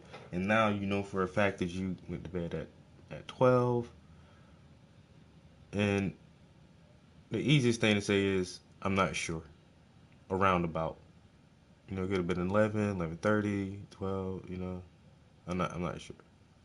Because sometimes I don't know exactly what time I go to sleep or, I get in bed at a certain time, average, but sometimes I get in bed a little bit later. Sometimes I get in bed a little bit earlier. What time I got in bed last night? Like, immediately, I have to think about this shit. Like, let's see. And I know I can almost remember looking at the clock too. Cause I was like, well, what time is it? Is it time to get to bed? So maybe it was 10:30. I don't know. Maybe could have been like 10:30 last night, but I'm not even fucking sure. I'm like, I don't know, man. But she just so sure. She's so positive.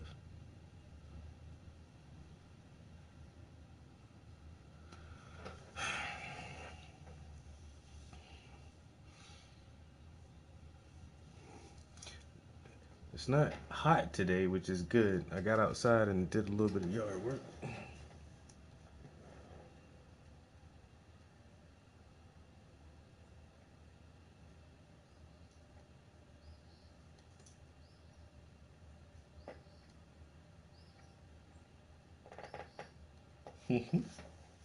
I know for a fact I went to bed at 2.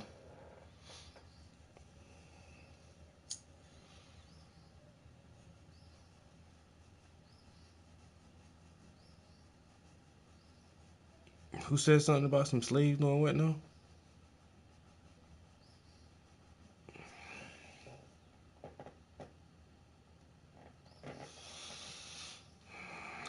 Yeah, slave owners got reparations. Why, you want your reparations now?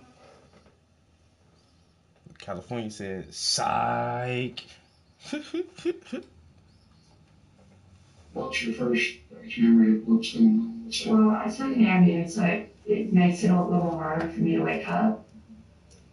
And I have a prescription on me if you want to see that. But when I can't sleep, it's supposed to shut your brain out so you can go to sleep, but also make it ready to wake up fairly easy.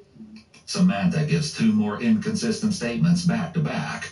When someone gives inconsistent statements, it can be a red flag that someone is lying. In one lie, there are likely additional lies that must be told to support the original lie. It can be difficult to keep track of everything they've already said, so liars may get tripped up on details and give conflicting information. It's possible that after she made the first statement about having a hard time waking up, she may have been worried about how that made her look, especially being a parent of 5 young children. Trying to backtrack because she wants to be viewed in a good light, so that her story about Dagon is believed. Of course. I remember at some point it was a little after 1, I saw the clock. Maybe on my phone. So it's still pretty foggy because it's fairly early to wake up after taking a sleeping pill.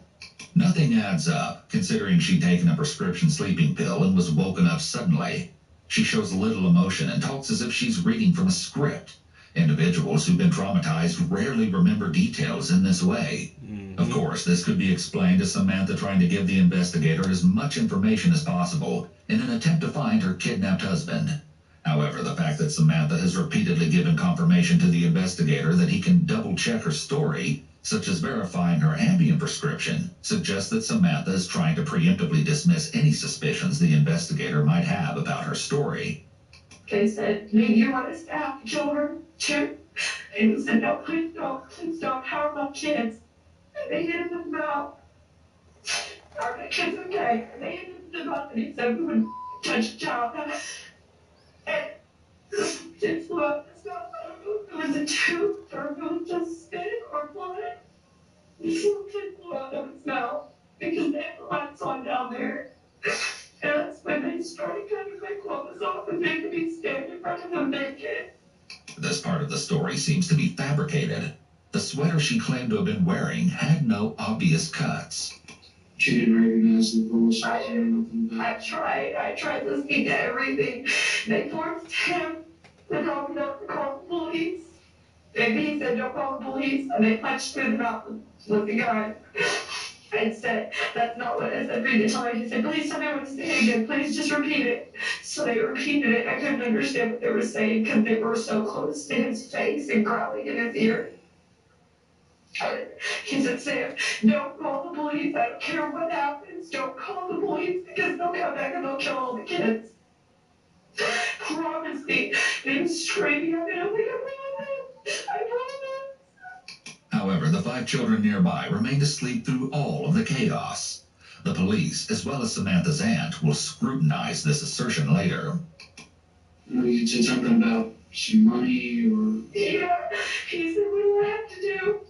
Please don't tell me what I have to do." And he said, $20,000. You want to know what you have to do? Can you come up with $20,000 in the next 5 minutes?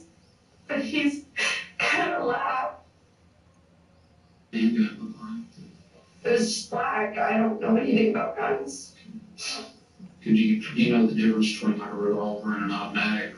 Oh, it was definitely like a police pistol. It was whatever those are. Semi-automatic, so it wasn't a... It was small, barely bigger than his hand.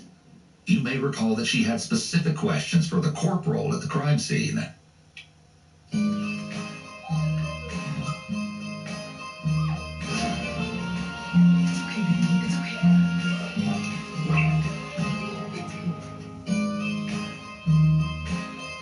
What kind of gun is that? What kind of gun is that? The Glock. The investigator now shifts the conversation to a different aspect of a routine investigation. It could very well be that this is where things start moving in an undesirable direction for Samantha. You two weren't fussing, you weren't fighting, you didn't get out of hand, you didn't punch him, kick him, stab him, shoot him, nothing like that. I'm not going to find out anything any different later once we get there, because the deputies, they're out there right now, basically searching your house and talking about him for every piece of physical evidence we can find to do. Anything that'll help them find him. It could be a red flag that there appears to be a verbal and non-verbal disconnect here. She's shaking her head no while giving her permission for detectives to search her house. Partway through this statement, she switches to nodding her head yes, possibly realizing that she made a mistake. Well, actually, that's why I want to make sure, because we're going to be checking your phone records, your family's phone records. Normally, when the police want to search something, the Fourth Amendment requires them to obtain a search warrant. Otherwise, the search is unconstitutional, and the evidence they obtain will be tossed out of court. However, the police can obtain certain types of records without a search warrant. For example, the police could get a suspect's call records from their phone company. Normally, this record will only show the police what numbers a person called and at what time. I have to know the truth. I have to absolutely know the truth. But you had no possible involvement in this whatsoever. No. You love her? I wouldn't have gone back if I didn't. What are you willing to do to help find him? Whatever it takes. Do you don't know where he is? No, I don't. I wish I did. I'm positive. You have absolutely no idea where he's at. No, I don't. Do you know who we can call to find where he's at? The only one I can think is because they kept bringing him up. Other than that, you have Other than that, I have no idea. None. Her palms go up in the rogatory position, which indicates that she may lack confidence in her statement. Palms up while making a declarative statement is seen as a big red flag, because it suggests the person is pleading with the other person to believe them, and may be unsure in what they're saying. He doesn't have any friends. I don't go out much. The one friend that I do really have lives in Sulphur Springs. I don't like drama. I don't like having outside chaos, so I just stay home. I'm just a stay-at-home mom. Samantha continues to attempt to steer the investigation towards the same person she named. She portrays herself simply as a stay-at-home mom. However, her homemaking skills seem to be lacking based on the condition of her house. As the police observe, the environment in the home is obviously not fit for children.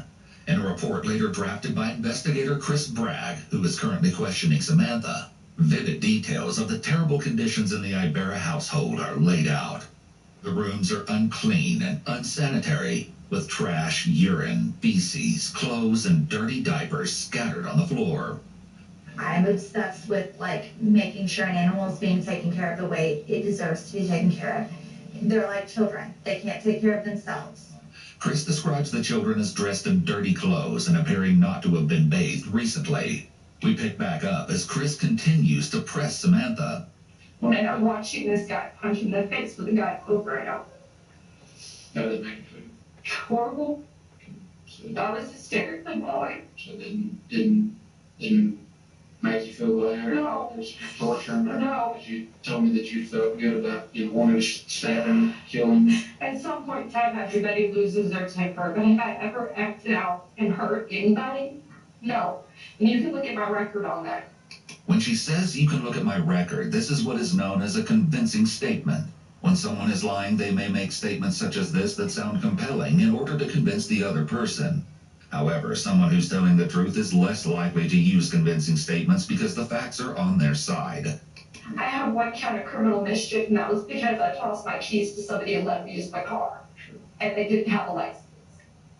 Now, when they cut your shirt off, was it violent, or did they just take their time? And just... No, they jerked it out and started slashing at it with this apparently dull box cutter, and when it didn't work, it ripped it off over my head and threw it to the side. So it wasn't completely cut in half, right? No, they started cutting like they were going to cut it down or across, and the blade wasn't working, so they said, and ripped it off over my head. But as far as tonight, you had nothing to do. No. You keep asking her that same question. But as far as tonight, though, you had nothing. Yes. Nothing. What I need you to do for me is make me a list of everybody, friends, family, contact numbers, his boss where he works at Little Caesars, his boss where he works at the Taco Woodcraft. The investigator exits the room and leaves Samantha to her list. A few minutes later, Sheriff Tim Ingram enters the room and tries his hand at getting to the truth with Samantha. And this is why that it's very important, honey, we want you to be honest, because I'm going to tell you what, the evidence we found on the scene, it's just not matching. I don't think you harmed this boy, but I think you know who did, because there's someone kidnapping. Why is there his blood in y'all's pickup? Kidnappers ain't gonna use the pickup to do something with him and put him out there and put him in the truck to haul him back. In his pickup, his blood? Mm-hmm. Yeah, somebody, it's apparent to me that somebody used to use the truck. Feeling especially anxious, their mouth and throat may become drier, which can lead to increased throat clearing, swallowing, or coughing. If any of these behaviors start or increase suddenly, it can be a sign to detectives that they're on the right track and need to question the suspect further. Samantha's cough here could be related to this. She may be panicked about the news that blood was found in his truck, and the cough is an attempt to reduce the discomfort and dryness she feels in her throat. Somewhere Agnes was assaulted at y'all's house. I told him that they got into his truck because they wanted his ID. Because they said they needed to verify 100% they had the right person, is what they said. I don't know if they were one of the people that hit him or not. They sent somebody out to the truck to get his wallet to check his ID. Came back in and said, yes, he is who he says he is. Yeah, but they still don't explain why his blood is in that truck. They hit him in the face like 100 times. Well, no, but you said they went out and did it and got it. He was never supposed to be in that truck. If they had blood on their hands and No, it's drip blood. It's not. It's drip blood? Yes, he was in that truck. And this is what's going to look so bad is from your story, and this is why you don't have to be a suspect, and I still don't think you did it. I don't think you're strong enough to do it. But I personally, I think you're scared. I don't know if you had a boyfriend that you found out about. The investigator is attempting to establish the existence of accomplices, and from there, the existence of one or more conspiracies. I didn't have a boyfriend. Okay. I don't know what the deal is, but Sam, you got your kids in the same room. It's telling that Samantha says she's being as honest as she can.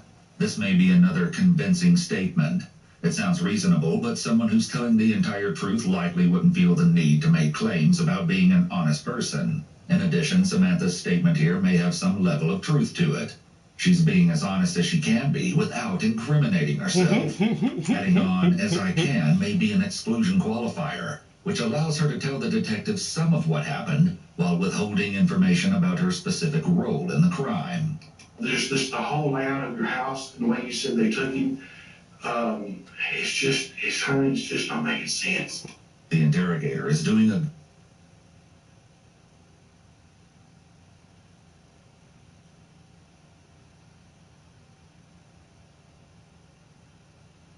Everybody out there cutting their grass.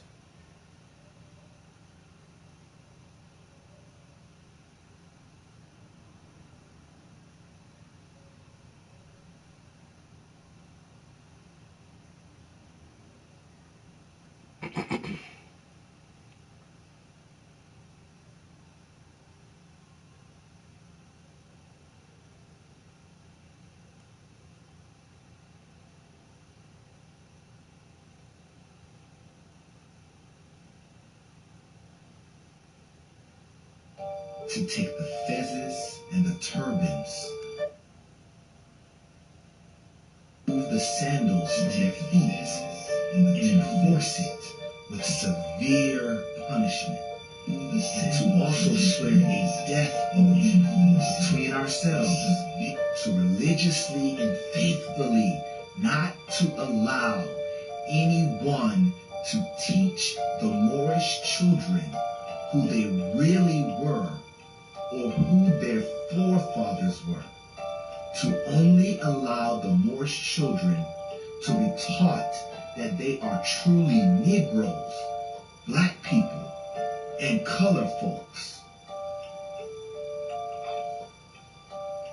200 years from today, did you know? the job of appearing neutral. Despite the evidence pointing to Samantha being dishonest with him, he makes it out as if he is on her side. The more she trusts the detective, the more likely she will be to confess. Okay. All right. Finish out your statement. We'll read it, okay? You need something to drink? He left my phone. Where did he take that? Well, we'll get a search warrant for your phone. That phone's gonna be ours for a while. Because the calls, every call you've made probably in the past year, we're gonna have to look at. Okay. Sure, a text message or a thing, so we'll get a search warrant for your phone. Okay? As soon as he sends a text message. I'm telling you everything I know. I'm repeating everything they've said. Okay. Well, just go ahead and do you got your statement. We'll get back to you, okay? You can look at my record. I'm not somebody that gets into trouble. Sit right there and told me the same story just like you're telling me. And, they tried to convince me. And in the end, when the evidence come in, they sat there and we all along our line. We don't know how long the story was made up. Detectives want suspects to think they know more than they actually do, or that they're about to find some crucial piece of evidence, leaving suspects panicking about how much police actually know. Investigators want suspects to feel the time pressure to confess, implying that it's in the suspect's best interest to do so before it's too late. Your unique tax situation deserves an expert who's just right to do your taxes. Hand off your returns with TurboTax Live Full Service. We're the doers, the leaders, the difference makers. We celebrate the power of you with the most versatile lineup of 40. I will be the first person to come forward because I want it found. So let me ask you something. How did you call? for help, you tied up. I used my nose. So they didn't take your phone then? They left your phone there? They asked me if I had a phone, and I told them no. And they asked him So how'd you get to it? How'd you get to it? We both were on my side. Where was it? I was on this side of the upstairs, and it was shoved up underneath the edge of the bed on this side of the upstairs. Who did you call? My mother was the first number on my call list. I just used my face. And so instead of calling 911 for help, you called your mother? How do you press 911 with your face? Well, how did you dial your mother with your face? I didn't dial my mother. I just pushed the first thing that was on there. It just happened to be my mom. Although Samantha may believe this is a reasonable explanation, you'll encounter another witness who will tell the sheriff's office that they observed Samantha with her phone simply laying on her lap in the aftermath of the attack. Sheriff wants to hear about what's been going on in Samantha's personal life. Well, now see, here's something else I don't understand. Maybe you can help explain it to me. You talk about how much you love Ernie, right? Mm-hmm. But though you're talking to Brian, you're talking to Alan. I'm not allowed to have friends because I'm married. Oh, no. No, not that kind of friend. When people like you, no. Do you think that's normal? For married people to... In the world nowadays, in general, I think more people our age. I wish I could marry somebody like my dad. He's great. My mother, there's nobody else ever that could turn his eyes from her. He's the perfect husband. God knows I didn't marry anyone. He cheated on me more than once, and I think every once in a while to hear that I'm beautiful and to hear that I am an attractive person and that I am not the most horrible person in the world, it's nice. This could be an attempt to not only justify her actions in talking to other guys, but it could also be a deliberate attempt to portray her husband in a negative light. She's hinting toward verbal abuse by claiming that he would tell her how horrible she is. Especially unusual given the fact that her husband is still missing. Most people would avoid speaking ill of a loved one who's missing or recently deceased. She may be setting up a possible defense if it's later proven that she was involved in his disappearance. Did Ernie ever look at your phone? Yes, all the Did time. he see little messages where you've been talking to him? Yeah. What did he say? Nothing. He didn't particularly like it, but after what he put me through, he told me as long as I didn't bring anything home or do anything at the house, then he didn't want to hear about it. He didn't want to know about it. I told him, I'm not cheating on you. Yeah, these guys tell me I'm beautiful, and they tell me that I'm, and I go out to my mom's house, and I go to the bar, and I go dancing. Earlier, Samantha claimed that she didn't go out much and was just a stay-at-home mom. Now that detectives are questioning her about the guy she was talking to, she suddenly changes her story. She may have given the first statement because it supported the narrative she was trying to weave about how she was a homebody who didn't know anyone who could be involved in her husband's disappearance.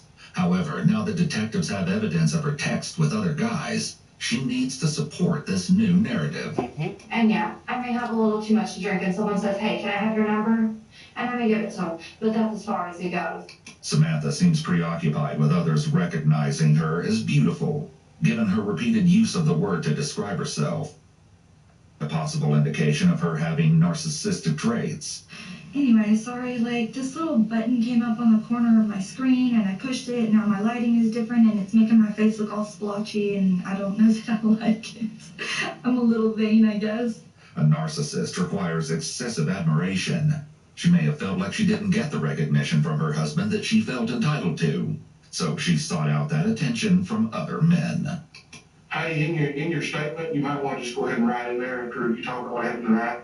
You might just want to talk about and put in there that you have been friends with. Because who's to say one of these guys didn't set it up to try to get you where you're single and I can come in and get you and just use that as a point. Yeah, and that's what I'm saying. I may know something without even realizing I know something. The detective is laying groundwork for the theme development stage of the Reed technique by suggesting that one of the men who was interested in her had something to do with her husband's disappearance. If she can admit to this possibility, it will be easier for her to later admit to having knowledge of it, and then eventually to her confessing that she was actively involved. When the sheriff mentions that perhaps one of her male acquaintances set this up to make her single, she grasps at this idea as another motive. She may be realizing her story and acting aren't going over as well as she'd imagined. Once again, she's the victim. It seems she'll do anything to deflect attention from herself. In October, things blew up. He laid his hands on me. I put criminal trespass on him, not on his sister, because she was acting crazy and harassing me. My friend David Smith had talked to me earlier, said he might come by later that night. I told him it was probably not the best idea. Why? Are you going to be there? Who's this David Smith?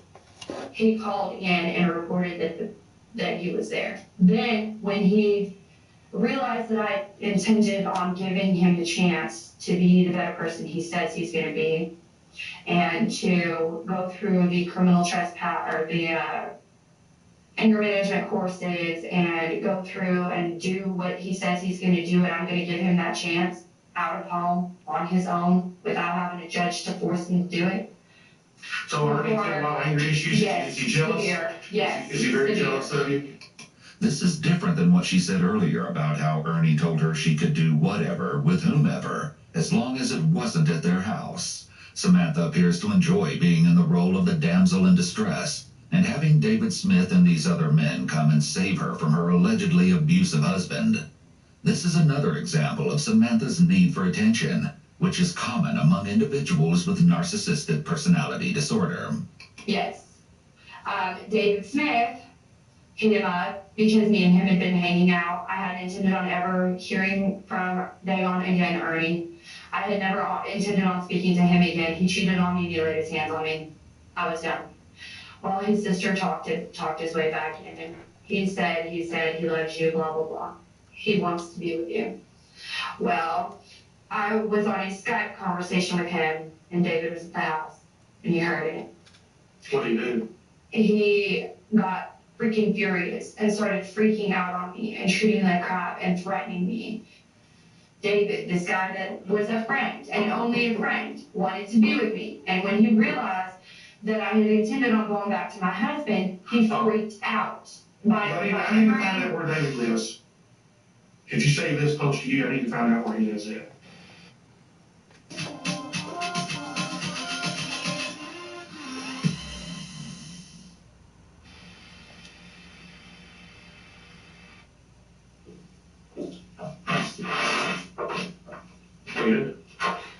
Hey, there is one other way that we can make absolutely sure and clear you.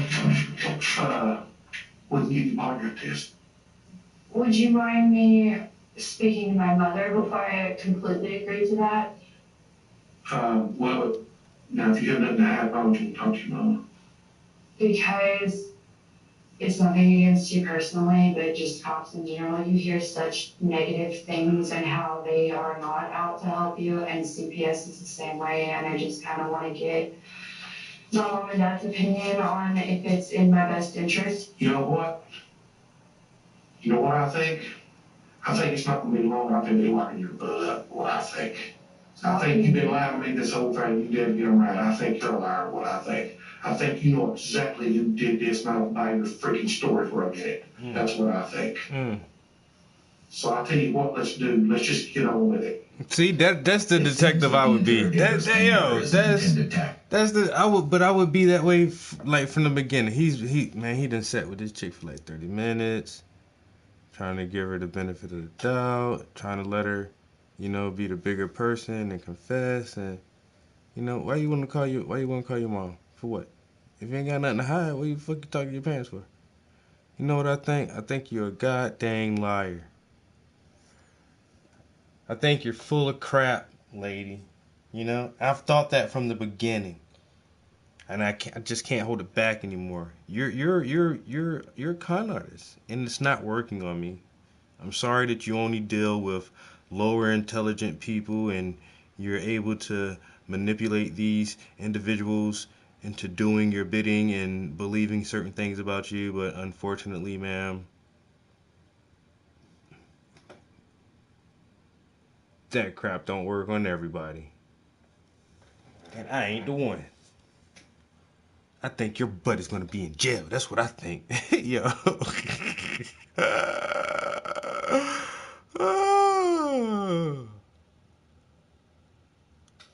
If I completely agree to that? Well, now if you have nothing to hide, why would you talk to your mama? Because because It's nothing against you personally, but just cops in general, you hear such negative things and how they are not out to help you, and CPS is the same way, and I just kind of want to get my mom and dad's opinion on if it's in my best interest. You know what? You know what I think? I think it's not going to be long. I've been lying your butt up, what I think. I think you've been lying to me this whole time. You didn't get it right. I think you're a liar, what I think. I think you know exactly who did this, and I don't buy your freaking story for a minute. That's what I think. So I'll tell you what, let's do. Let's just get on with it. It seems that the interrogator's anger is an intended tactic here. It evokes the desired reaction from Samantha, but it can also be a setback to the overall interrogation's progress. Any trust created is now gone. This is a change-up used only when there is overwhelming evidence against the suspect. Samantha may be experiencing the freeze response here. Her body is completely still, with her mouth hanging open. When someone senses danger, such as Samantha realizing here that police don't buy her story one bit, they may cease all movement.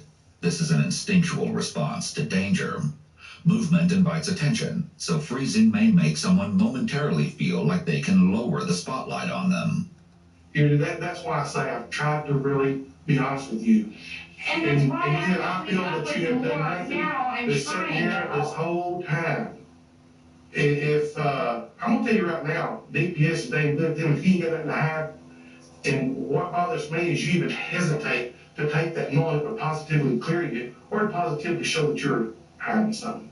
But what's gonna make you guilty is when we prove that you lied to us in here. The sheriff indicates that lying will essentially make her guilty. This is somewhat misleading. Though, as stated previously, the police are legally allowed to mislead suspects, so long as they do not coerce them into a confession. Nevertheless, the inconsistencies between Samantha's statements and the evidence could be used to suggest that she is aware of her own guilt and is using lies to cover it up. Therefore, the investigator is trying to establish knowledge of guilt, or more commonly referred to as consciousness of guilt. This is most often established by circumstantial evidence related to the suspect's actions or inactions after a crime. If that is the case, then I do know who did it and why they did it. Okay. Doesn't that make me like an accomplice? Nope, you sure don't. No, that makes you a scared mother with children. Interestingly, Samantha asked the sheriff about being an accomplice. The law usually treats accomplices just as it would principals, meaning that accomplices can face exactly the same legal penalties. Most states hold a person criminally liable if they aid or abet another in the commission of a crime. The classic example of this is a getaway driver for a bank robbery. Importantly, this is a distinct concept from conspiracy. A conspiracy is when two or more people make an agreement to commit a crime, and at least one individual within the group takes some overt act towards committing the crime. In such a case, all conspirators are criminally liable for the conspiracy. You know the other thing I don't even know. I know, but it's suspicious. Okay. I've been up at the hospital with my friend Charlotte. Okay. And she's gonna go there, and I swear to God, I cannot go up there that I said any of this. Because they have a lot of friends around here, my life will be in a lot of danger. Okay. But the only other thing I know is venting to her and talking to her about problems. Like I just told you, I have a problem with talking to my friends about our problems. Mm-hmm. I don't have many of them. So when I do get with one of my friends, I want to talk about any problems we might have had. And honestly, lately it hasn't been many. We have had problems in the past, and I haven't seen Charlotte in a long time. Okay, go with it. But she's got this guy in the room with her, and he gets talking about how a man should treat a woman that way, and how you don't do those things to a person, and he's going to deal with the situation. I didn't take him seriously. Okay, you see, Sam, you know who did this, but that does not But make I you don't guilty. have any Still. proof that he did. I just have what he said. Okay, who is this guy? His name's John. John who? His Facebook is Rebel, John Rebel. It's John, I don't truly know his last name, but his Facebook says John Rebel. At this point, it seems Samantha's crying could be attributed to the fact that her story isn't yielding the results she'd hoped for. rather than because Dagan is missing. This behavior is consistent with her narcissistic tendencies. At this time, Samantha first mentions an acquaintance known as John Rebel. Herein begins a turning point in this complex story, as a new persona begins to evolve. Who ate my last damn Pop-Tart? I went in the kitchen, and all I saw was the crumbs, and the toaster was still warm. But I swear to God, I didn't eat. I did not. What's all this? Caramel and cream on the corners of your mouth. It's not a Pop-Tart. Yo, she said, I'm not believing your story. She started crying.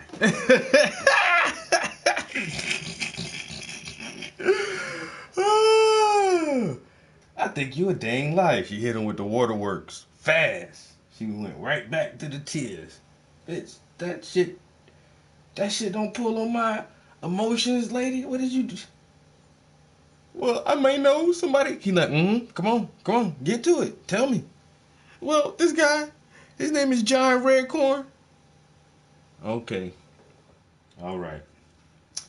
So you gonna shoot some more shit at me? Well, it's just because he said that man shouldn't treat women a certain way. He gonna handle the problem. I don't know his last name. I just know his Facebook.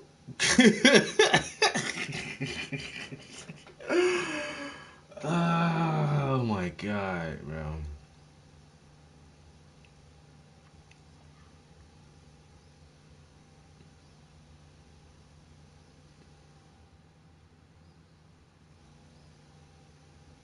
They call him Johnny Rebel. I don't know his last name, honestly. He just shacking up with my homegirl.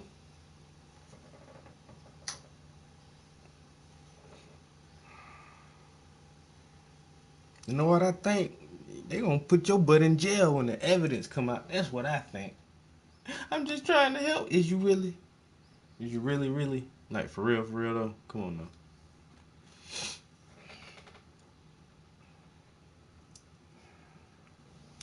This lady know what she did.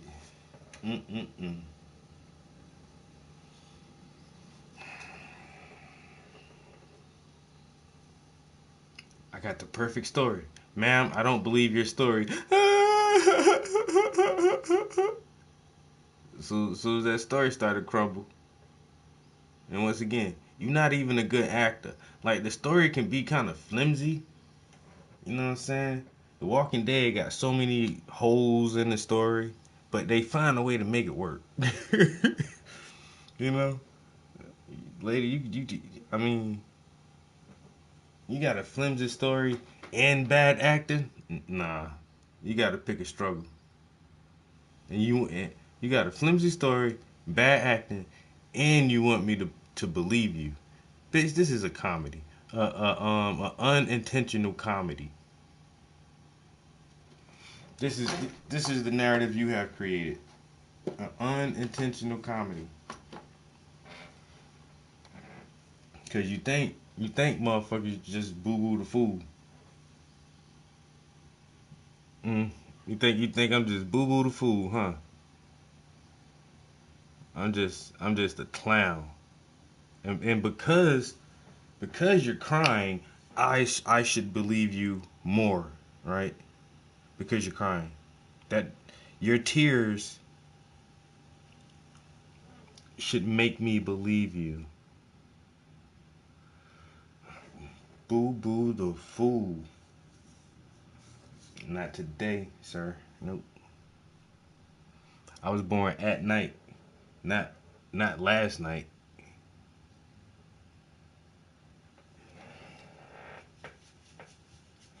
And like I said, this be the funniest part to me, when these criminals try to fucking play the intelligence of a detective. And you know, the detective just normal people too, you know, and they got all their flaws and everything. But I'm almost sure in order to get to whatever detective position they have, they had to go through some shit, you know? And they should know a little something more than the average person. And then the average person is a motherfucking dumbass anyway. That's why I love my viewers. You guys are not average people.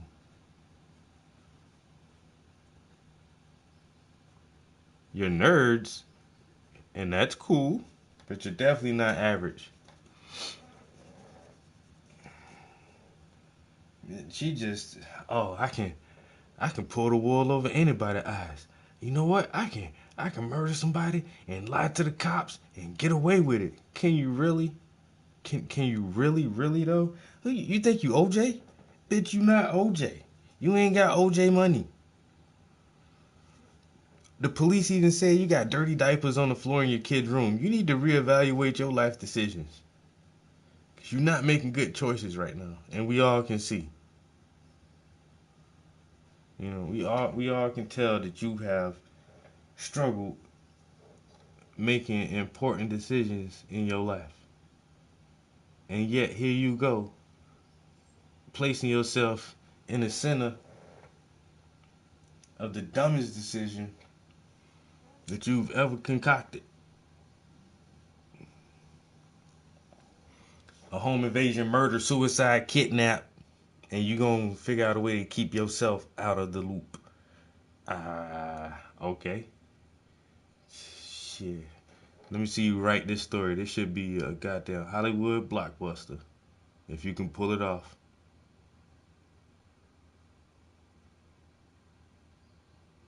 They're gonna get Michelle Pfeiffer to play you in the movie.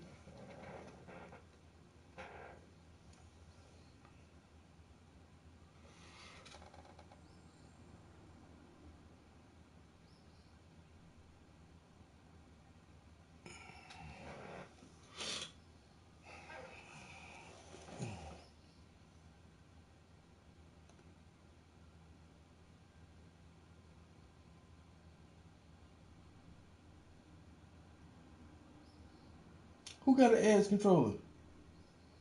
Word.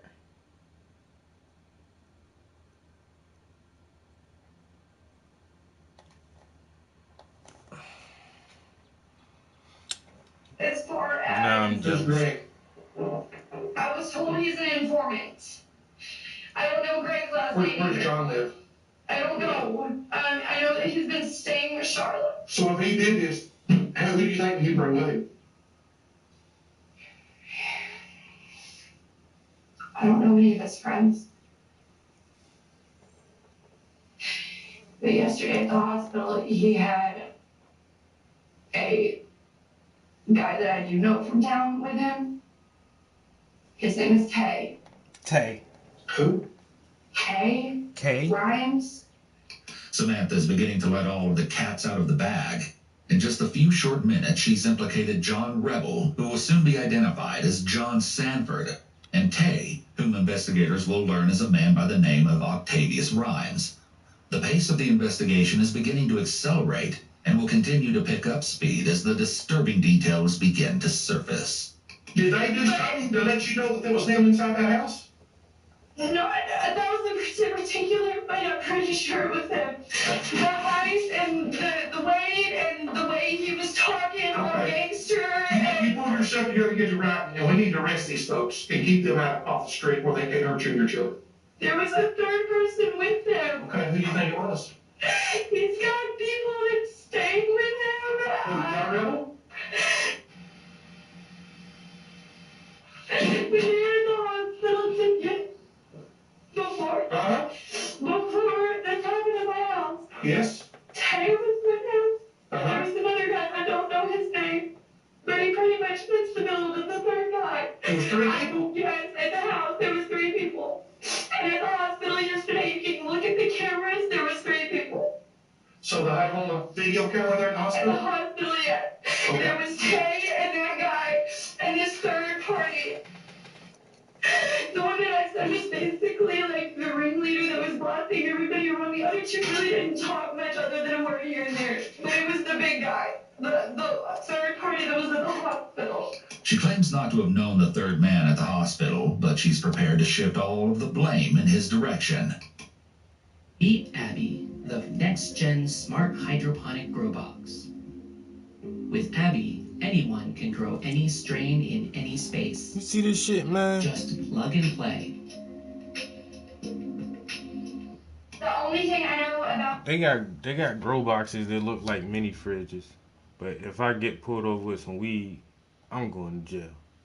But these motherfuckers can't advertise a grow box for any strand. It looks like a mini fridge. But they growing weed in that shit. So how can you advertise marijuana paraphernalia if I get caught with marijuana? Like, I'm breaking the law. I've been trying to figure this out for a minute.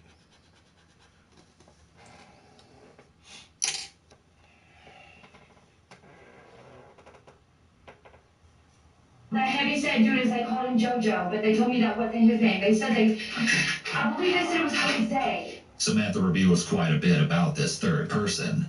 Samantha gives a detailed story about where JoJo lives and knows that everybody calls him JoJo, despite saying just moments ago that she just met these individuals.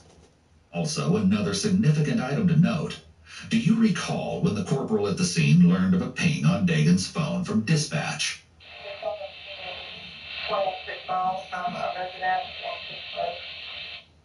He asked Samantha if she knew anyone in Pittsburgh, and she had no reply. Well, it turns out she did.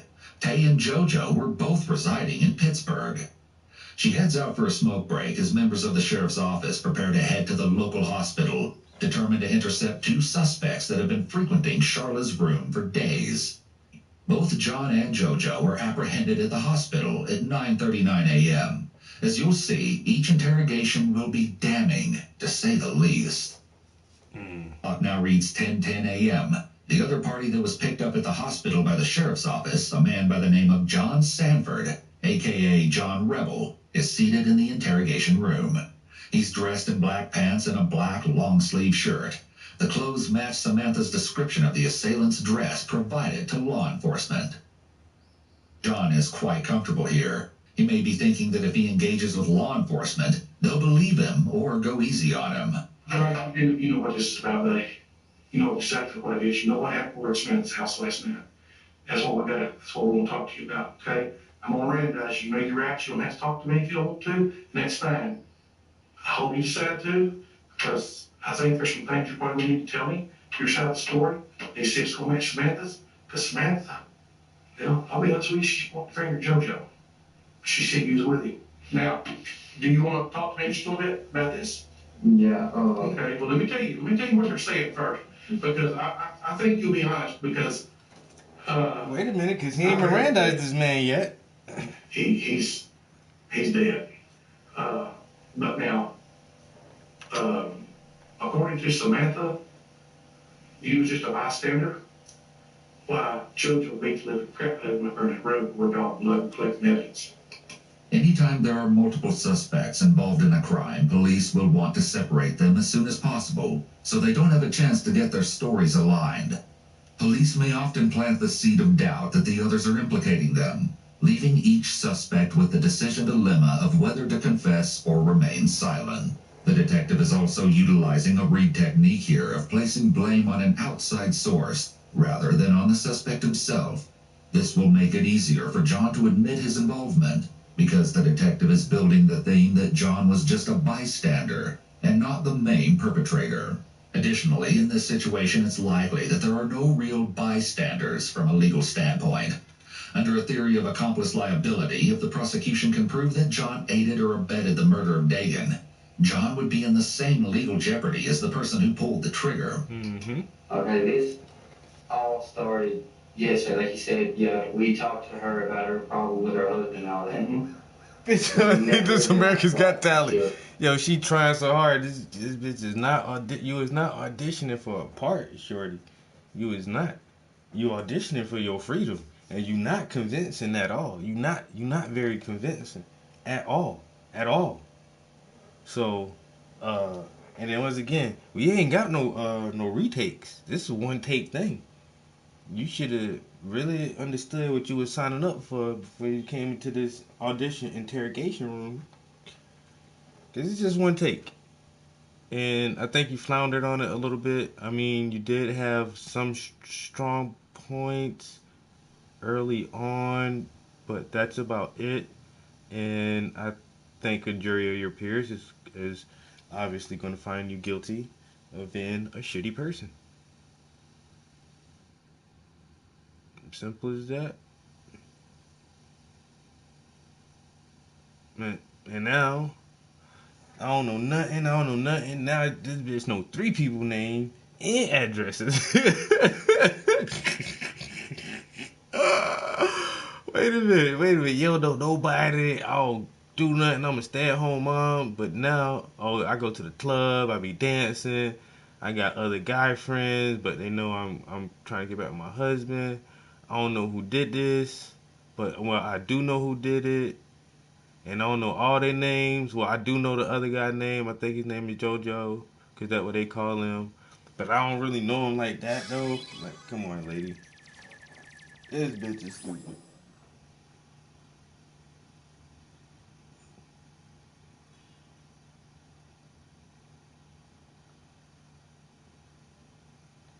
But, well, you already know. Because she did sing like a motherfucking songbird just now. Got down a stool pigeon.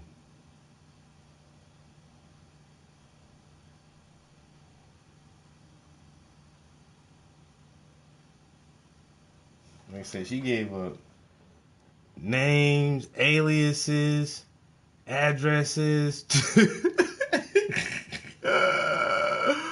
And what she said earlier on, but if I know something, that means I'm an accomplice, right?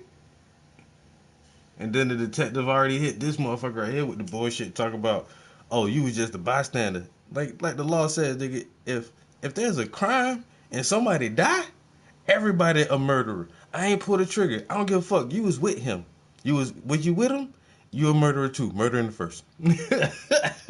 Everybody going down. They got some case right now they're trying to get overturned. It's a young black kid. I think he's 17 or 18 now, but he's been locked up for a couple years. Him and his homies, him and one of his friends broke into a house. Somehow the cops were alerted to the scene, and they got in an altercation with the police, and his friend, one of the guys who was burglarizing, got shot by the cops and died.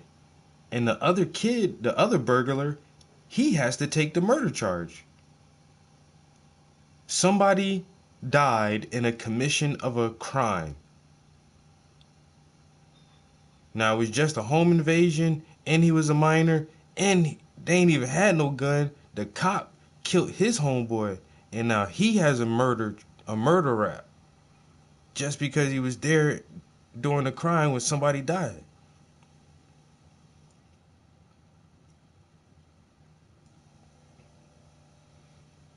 And then the detectives tell this motherfucker, oh, you was an innocent bystander. Ain't no innocent bystanders, bro. Don't listen to this motherfucker. And then he was like, I'm gonna read you your rights. And then he doesn't read him his rights.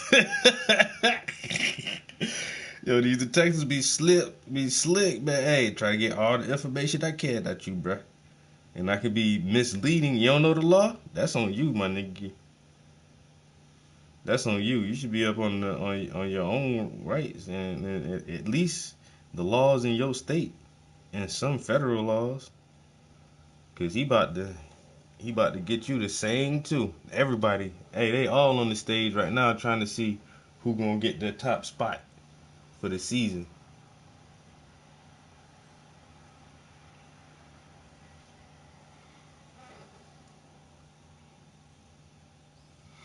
I remember one time when I was in Philly, and one of the block captains just assumed that I was gonna ride, and they was like, yo, what you doing? They pull up to the block, and I was just out chilling. They was like, yo, what's good, bro? What you doing? I'm like, nothing, chilling. He's like, yo, hop in the car, you about to ride real quick. I'm like, where we going? He's like, I'll tell you when we get there. I'm like, okay. I hop in the car, and they putting on, the motherfucker hand me a vest, a bulletproof vest. He's like, put this on. I'm like, I put it back in his hands. I stepped out. I'm like, no, I'm good. I say, I'm good, bro.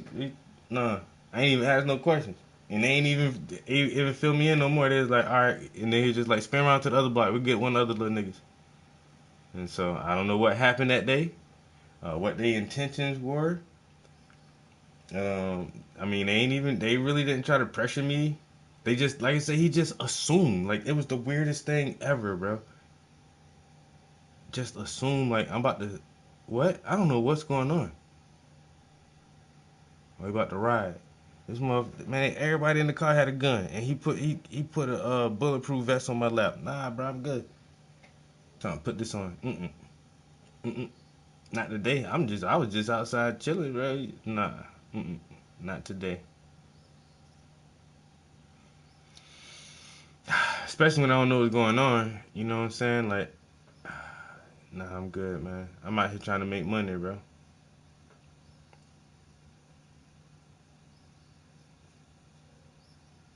Like I said, it was the weirdest thing. They didn't. I just got out and they just drove off. But they ain't never, in the old head, they never brought that shit up ever again. Like, I saw them like a few days later. We just talk like normal, like that shit ain't never happened. So I just always pretend like that shit ain't never really happened. Like, y'all ain't just really try to get me to do like some off the wall crazy drive by or whatever y'all was doing. Like, nah, I'm good.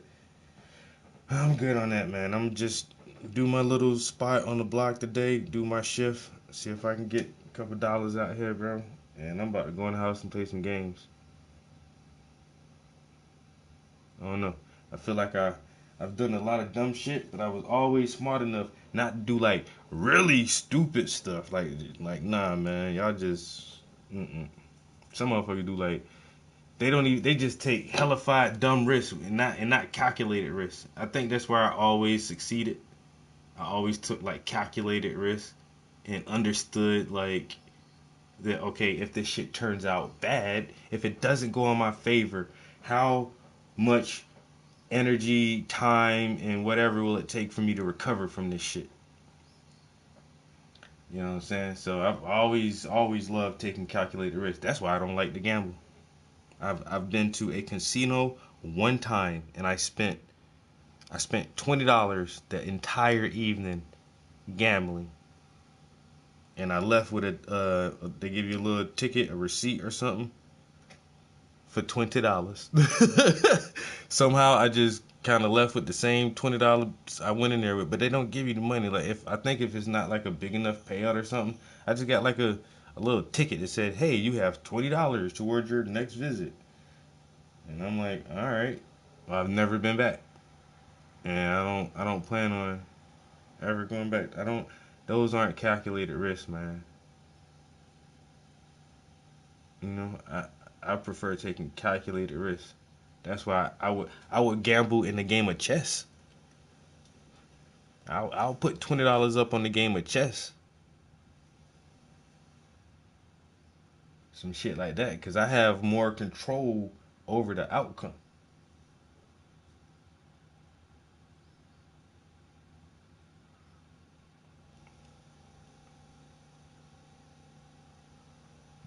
These motherfuckers don't even calculate the risk factor involved in being a criminal. Or they do, and they just don't care. Once again, man, I like food too much. You know, I love playing video games and making art. They just some shit I can't do if I was in jail. You know?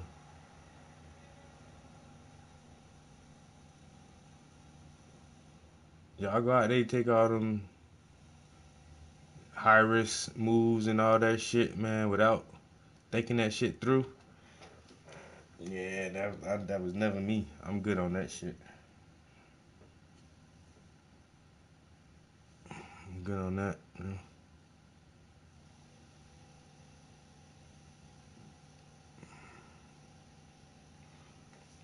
And that'd be my first question when motherfucker do something done. Did you think this through? Obviously you didn't think this through.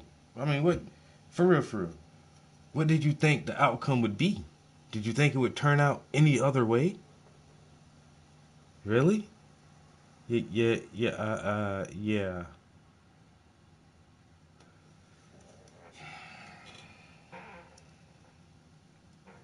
I have a problem with males hitting females. And I do. She did say that there's been times it's crossed her mind to do stupid shit, this and that. Like what?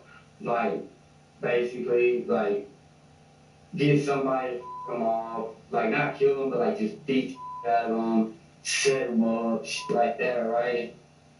And I told her, I said, well, damn. I said, you're talking to somebody that can do that, but I wasn't going to, though. John now begins his account of the previous night, beginning with a quick stop at Samantha's house. Where are the keys? He's passenger seat. In front?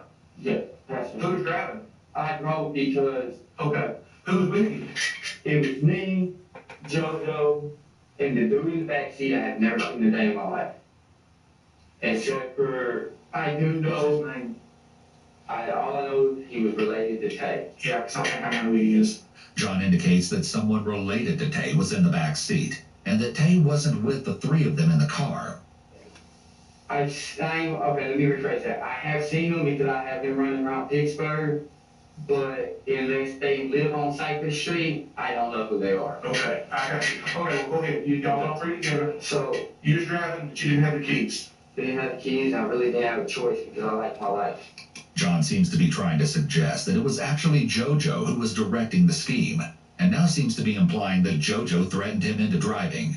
Notably, duress can be a defense to some crimes. However, it's typically not a defense to the crime of murder. John gives his rendition of what occurred at the Ibarra home. They go in, I'm the only person that knows the layout of the house. So JoJo asked me, like, where they sleep at? And I just walked up, stopped, and told them, man, look, upstairs. They ain't go up. I have to go up in the middle. It was JoJo, me, and then the last dude would go up. And that's when all hell breaks loose. Beat the living hell out of the dude. Honestly, me personally, I do not believe Samantha really had a hand in playing it. I think that what she was saying just kind of got took too far. Okay, so what happened? Who beat the hell out of you? JoJo and another guy. Zapier just integrated with OpenAI, and this is going to change the game for businesses and content creators. There's an infinite number of automations we can make with Zapier and this new AI tool. Let me show you one of the coolest ones. I integrated Zapier with OpenAI and Notion to help me brainstorm content scripts automatically. So now whenever I jot an idea down in Notion, 3 scripts are automatically written using artificial intelligence. John is awkwardly using his hands as he talks, despite being handcuffed. People may increase their use of illustrators to make their lies sound more believable, or give off the impression that their story is true. Jose Jojo Ponce is in the hot seat.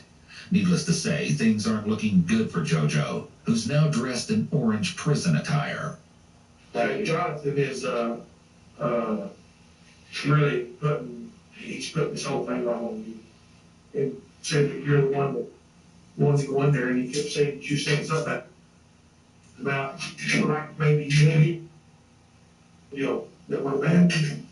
I don't even know. Matter of fact, I specifically told them when she told me who her husband was, right there in Octavius' house. When she told me his name, I told her. I don't even know who they are. I don't even know him.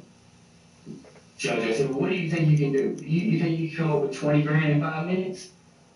John mentions that JoJo demands Dagan produce $20,000 within 5 minutes if he wants to fix things. This is almost exactly what Samantha told the police. This could be because it's true. However, if you watch Samantha's interrogation footage, it's clear that she's trying to paint the incident as drug-related. Cause this. Asking for compensation $20,000. And this may simply be a story that the group concocted to tell the police. JoJo tells me, all right, stay here and watch him. Dude's out cold. I'm talking about folded up, basically like doing me like this, all the way. When we got outside the house, they had him up against the truck, and still behind the back, had his face down like this. What part of the truck? The hood of the truck. Okay, that makes sense. That's where, okay. The investigator catches himself here, just before he almost lets out a piece of evidence. E-evidence is a way to corroborate testimony and also to tie physical evidence to one or more suspects. They went through the truck. And at this point, when I started thinking, damn, what really want? Because they put the dude in the back seat. So we leave. As we're going, they tell me, go here, we'll want to drive. We go all the way up to the country. Get up to the country. Next thing I know, they walk off. They're all like, go start the vehicle. I'll start the vehicle, he throws me the keys. So I'm like, the f***? So I throw him back the vehicle, and in my mind process, this is my neck of the woods now. You know where you're at? Yeah, this is my neck of the We're woods. going to go out there, me and you. We're going back out there. Because everything you're saying so far is matching 100%. Before I make the vehicle, all I hear is pop. I know you got the gun. JoJo. Note that John is named JoJo as the trigger man. As you'll see, there won't be a consensus when it comes to this brutal aspect of the crimes. Hey, listen, man, they've done everybody to what the figure choose people don't pull the trigger. That's what I'm saying, the other night didn't. Who pulled the trigger? Jonathan. Despite claiming that John pulled the trigger, there are still at least two ways in which JoJo could still be criminally liable for the murder. First, under a theory of accomplice liability, if the prosecution can prove that JoJo aided or abetted or had the requisite intent for John's murder of Dagan. Second, if the prosecution can prove that JoJo had entered into an agreement with Samantha or John to carry out the murder, he could be charged with conspiracy to commit murder. The sheriff seems satisfied that he's gathered all pertinent information from John. He leads John out of the room. The next task is the somber duty of locating and recovering Dagan's body. Sheriff Tim Ingram and investigator Aaron Baxter, along with their helpful suspect, John Sanford, depart the sheriff's office as Chief Deputy John Livingston follows closely behind in Aaron's vehicle. Aaron wears a body camera to document the events that are about to transpire. Be forewarned, things are about to take a drastic turn for the worst as members of the Titus County Sheriff's Office begin to uncover the true horrors that occurred earlier that very morning. Well, you think what the man after all this? You think he's over there? I honestly don't know. Who's going up because his other in case the crib talk to me? Who's going to know this guy's going to get quick for him? Tries to do anything.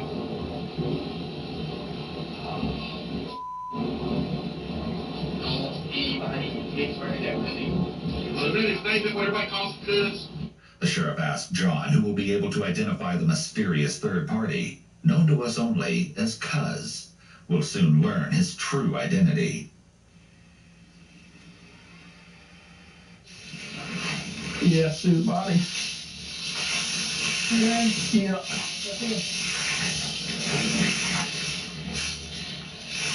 Definitely did. Okay. What we need to do now? Oh yeah, he's dead. He's not coming at all.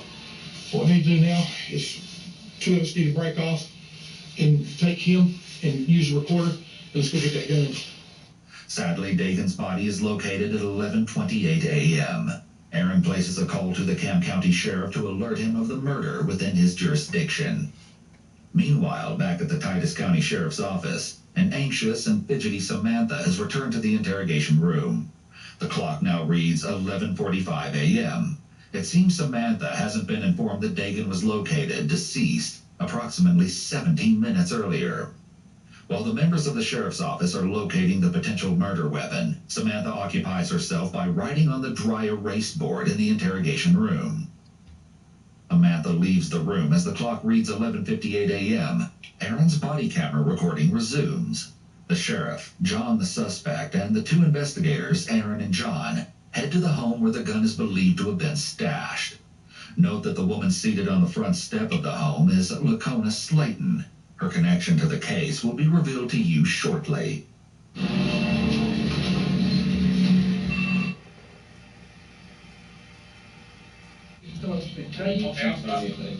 I got too many people involved in this shit, man.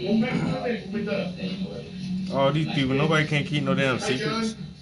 Where's it gun at? It was out here, but it's apparently not out. Who got it? I I don't know. Y'all arrested me. Why ain't it out here? I don't know. No, I swear to God. I don't know the box, and the box is lockbox. So you already knew that I was involved? No, she has no I didn't clue. know about. She has no clue about nothing. I'm telling you that now. So I haven't.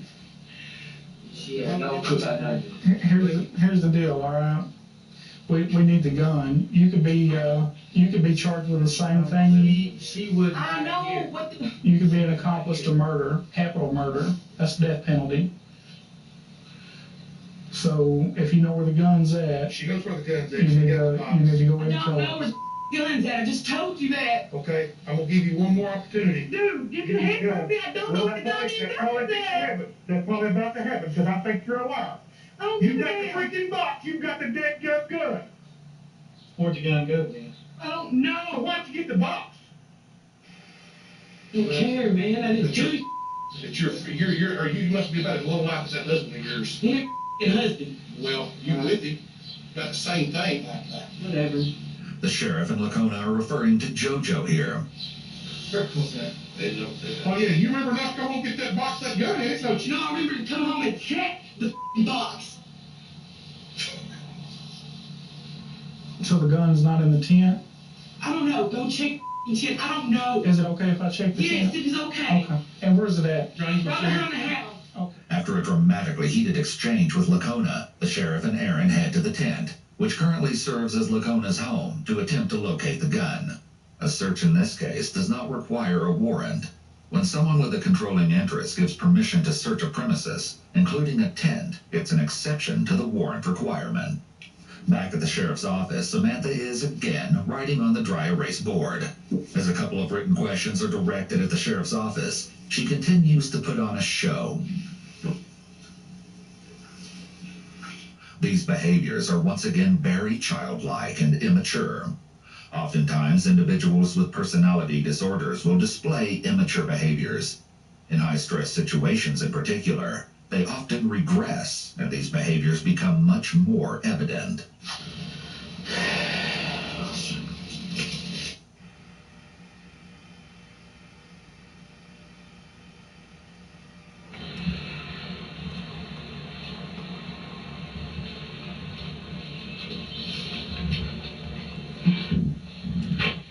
There you go, right there. I bet you. Secret code for the gun. Gun. Well, had his gun. Why the hell would I tell you to go look in the tent? it wasn't in the tent.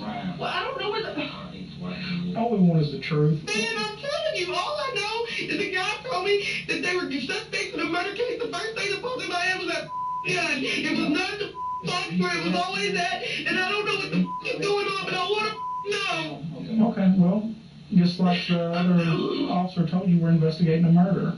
All right? There was a guy killed last night. He was executed.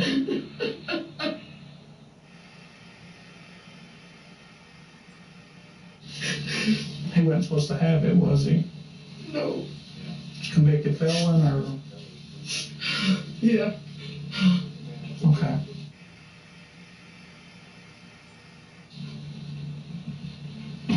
Obviously, that guy's got a family, and they're going to want to know what happened to their son and father. I mean, the guy's got kids, young kids, and so we're just trying to gather the facts up and get justice for this guy's family. Is there anything that you can tell me at this point that would help us with our investigation? Other than that, if I think he would have did something like that, yeah, because he's pulled it on me before. Pulled the gun out on you before? Yeah. All right. No, I prayed, but damn, I didn't think I was going to split up with him like this. This important piece of information, which was uncovered due to the officer's catch-all question, may explain why Lacona didn't reveal the gun's location. It's possible that if she did know where it was, she kept the location secret for a much different reason than avoiding trouble herself or protecting someone else. She may have been fearful of retaliation from JoJo if she talked. We've yet to hear JoJo's side of the story, but it's going to be hard to dig himself out of the hole that seems to be getting deeper by the minute. The members of the sheriff's office depart with the recovered weapon that was believed to have been used to execute Dagan. Investigator Aaron Baxter sits down with Lacona on February 24th, just 4 days after Dagan was killed. During our last encounter with Lacona, when the handgun was retrieved near the tent that served as her place of residence, she seemed to insinuate that her days with JoJo were numbered. However, she initially referred to JoJo as her fiancé at this meeting. It may be that she had a change of heart and decided against ending the volatile relationship after all. As a result, she may be less forthcoming in her interview than the sheriff's office would have hoped. You know, the other day when we were over there with the gun, what made you think that gun was used to just... Wait a minute. How you... Yo, peace, bro. How you, got a fiance, but you live in a tent in somebody's backyard? I'm not understanding this. Shouldn't you be worrying about other shit? Y'all ain't got no relationship goals? We just gonna get married in this tent. I gotta take a bathroom break real quick, and then I'll probably come back and wrap up for a while. How long you been in here? Oh, almost 3 hours. I'll be right back. You just had a good feeling? I just had that feeling. It was a feeling because, I don't know, it's just a feeling. And you said that Jose pointed at you before? Yeah, all the past, but he would never throw on here. He would use phones on very fast. When it comes to other people, he's not mean. He's a coward. When it came to me, it was different. Other folks, he was a coward. He always backed down because I'm kissing. And I just don't see. Like, I just don't understand. What? Why? Jonathan didn't even know her. As far as I knew, Jonathan was the only one that knew her. Then I found out Tay's known her, Jonathan's known her. JoJo didn't know her, so why would he even... Lacona seems genuinely confused about the conspiracy and why JoJo would participate, seeing as he hadn't met Samantha until the day before the murder. According to future testimony provided by John, the three men smoked methamphetamine while en route to the Ibarra household. Perhaps this claim could explain the violent behavior seemingly uncharacteristic of JoJo.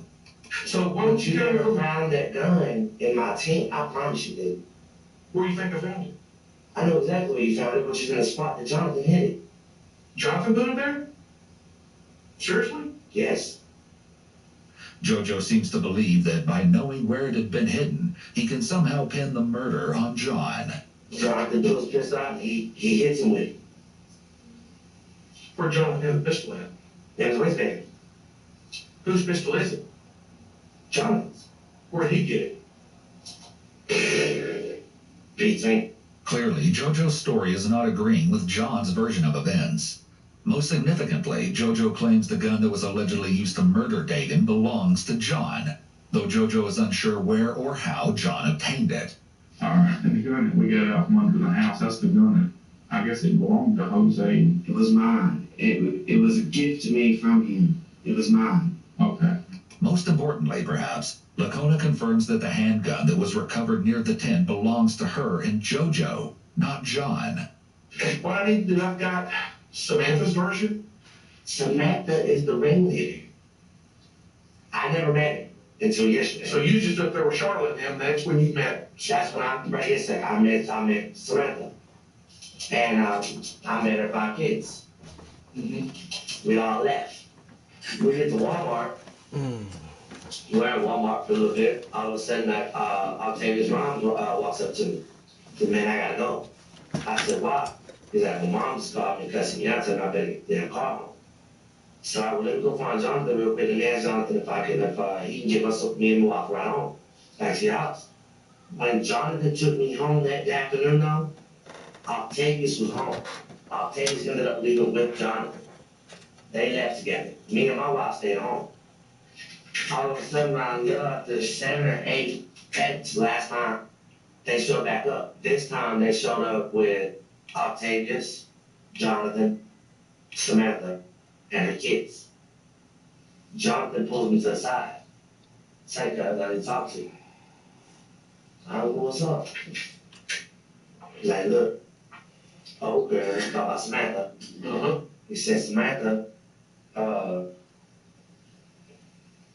wants us to, do something. And he wouldn't tell me full details until we went to the place. All of a sudden, he tells me, he said, look, I just need you to stand guard.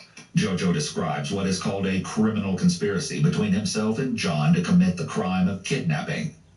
Another important revelation is JoJo's claim that Tay was a willing participant in the conspiracy, despite Samantha's and John's initial reluctance to implicate him.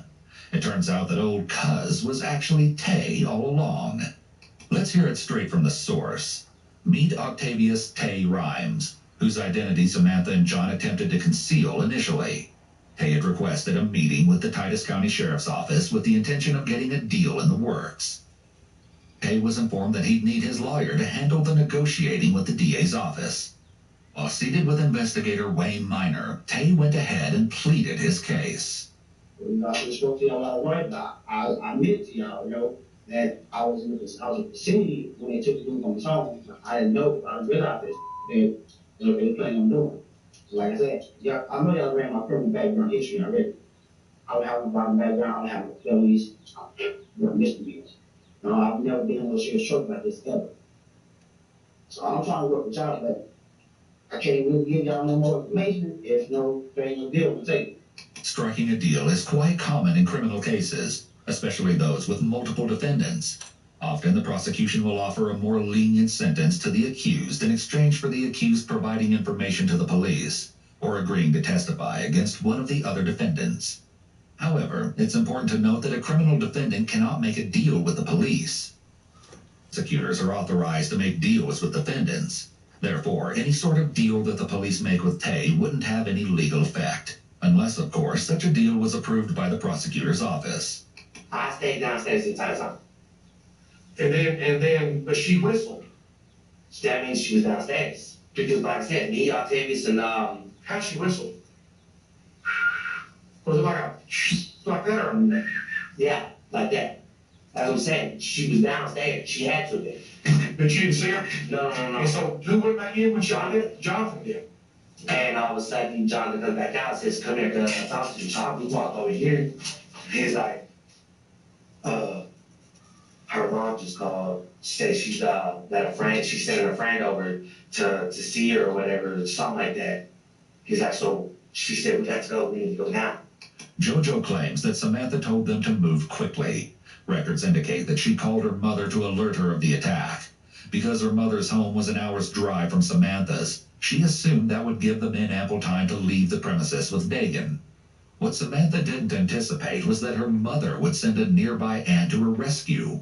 There's no way JoJo could have known this bit of information if Samantha wasn't in on the ruse. Your unique tax situation deserves an expert who's just right to do your taxes. Let an expert do it for you with TurboTax Live Full Service. And so we left. They arrive at a secluded area that serves as their destination. Tay looking at me, I'm looking at him. Jonathan looks back at us. Jonathan pulls it out. He's holding it. All of a sudden, I tell him, man, dude, you're too close, dude. You shouldn't take the man's life. You're too close to the road. Tay's looking, Tay's like, yeah, you really are. He said, it's going to be loud. This moment is key, as with this statement, JoJo may have just admitted to being an accomplice to Dagan's murder. By admitting to the sheriff that he told John to move further from the road before killing Dagan, prosecutors could argue that JoJo attempted to aid John in his murder of Dagan, leaving JoJo equally culpable for it. All right, hold on a second. Here we go. And I'll be right back. While JoJo waits for the sheriff to return, he's well aware that the camera is still rolling. I don't understand how the hell they're going to blame me for shit that he did. Okay. I don't wait because he asked me for help. So you know what time that they took Samantha home? To be honest, I believe it was before midnight, but I couldn't really tell you the time. I don't remember the times. I think it was before midnight though, because she was talking about how the kids were getting sleepy and she needed to get to the house. Something about her man was asleep or something, and she didn't want him waking up and getting mad. No question about it. Samantha has been caught in a lie. Cell tower records give us the real story. Despite Samantha's attempts to deceive law enforcement, her phone wasn't near her home until approximately 10:30 p.m. on February 19th, just a few hours before the invasion. A major development in the case occurs just 3 days after the murder of Dagan. Though it would be a stretch to say it came as a shock. Samantha is arrested and charged with aggravated kidnapping and murder.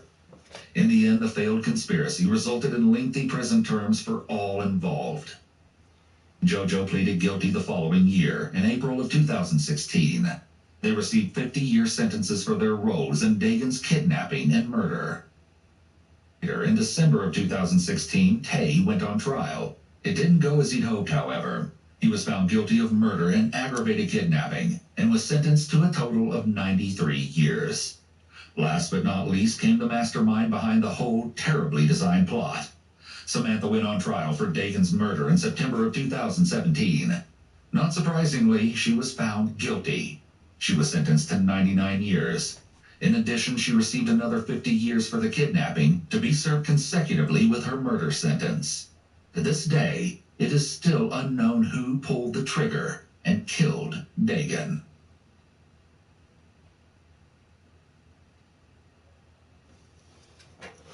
Now y'all motherfuckers doing 130 years. Mr. Dog, and her dog. You gotta do 130 consecutive years before you go up for parole, my nigga.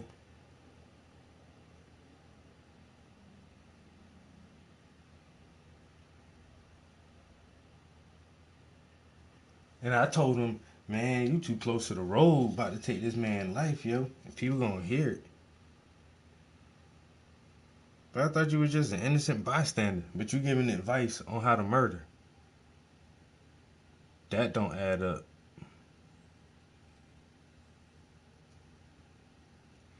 Everybody got 50 years. This nigga got 99 years. Just because you want to go to trial and be a dumbass. Motherfucker who got 50 years, they probably get eligible for parole after 30. You got 99 years, man, you ain't eligible for parole until after 50 years.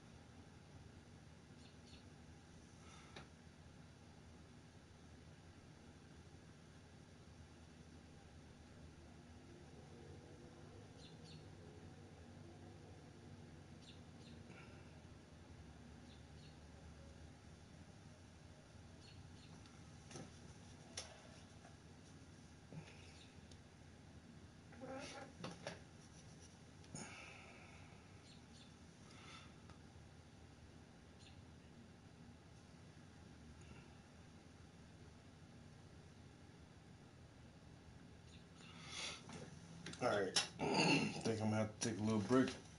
Break.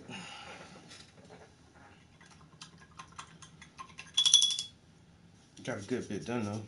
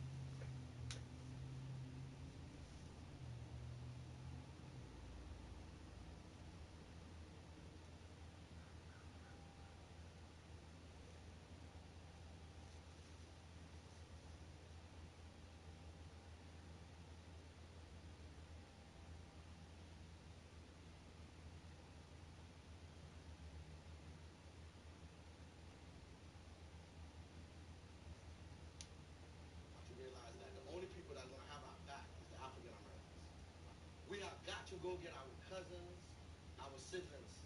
Because how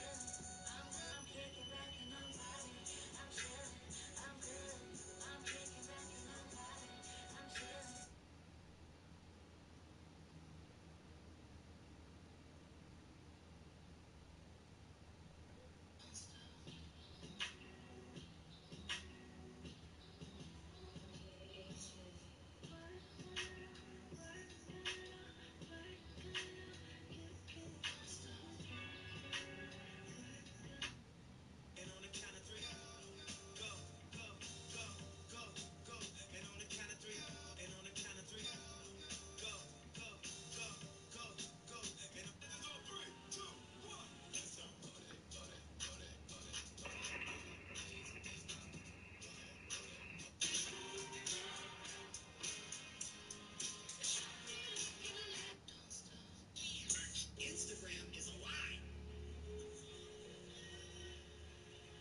Because we're not broadcasting our failures, and we're not posting our challenges, and we're not uploading all of our weaknesses. No.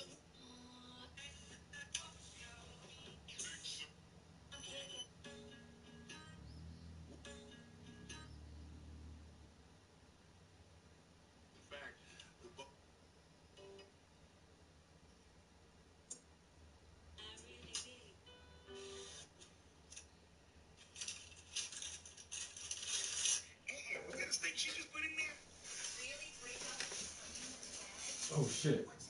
I thought I ended the stream already. My bad. That's why I hate motherfucking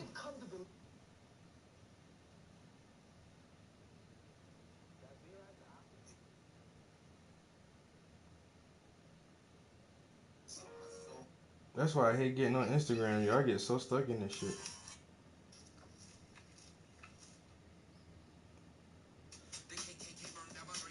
That shit happened fast as hell too. My bad. Alright, I'm out of here. We did motherfucking 3 hours. I did 2 hours earlier, so there's about 5 hours in the studio today.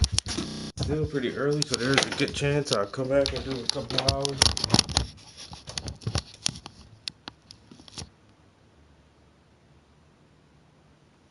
And finish working on their clothing a little bit. This hat, her glasses, and his shirt are the next things I'm gonna focus on.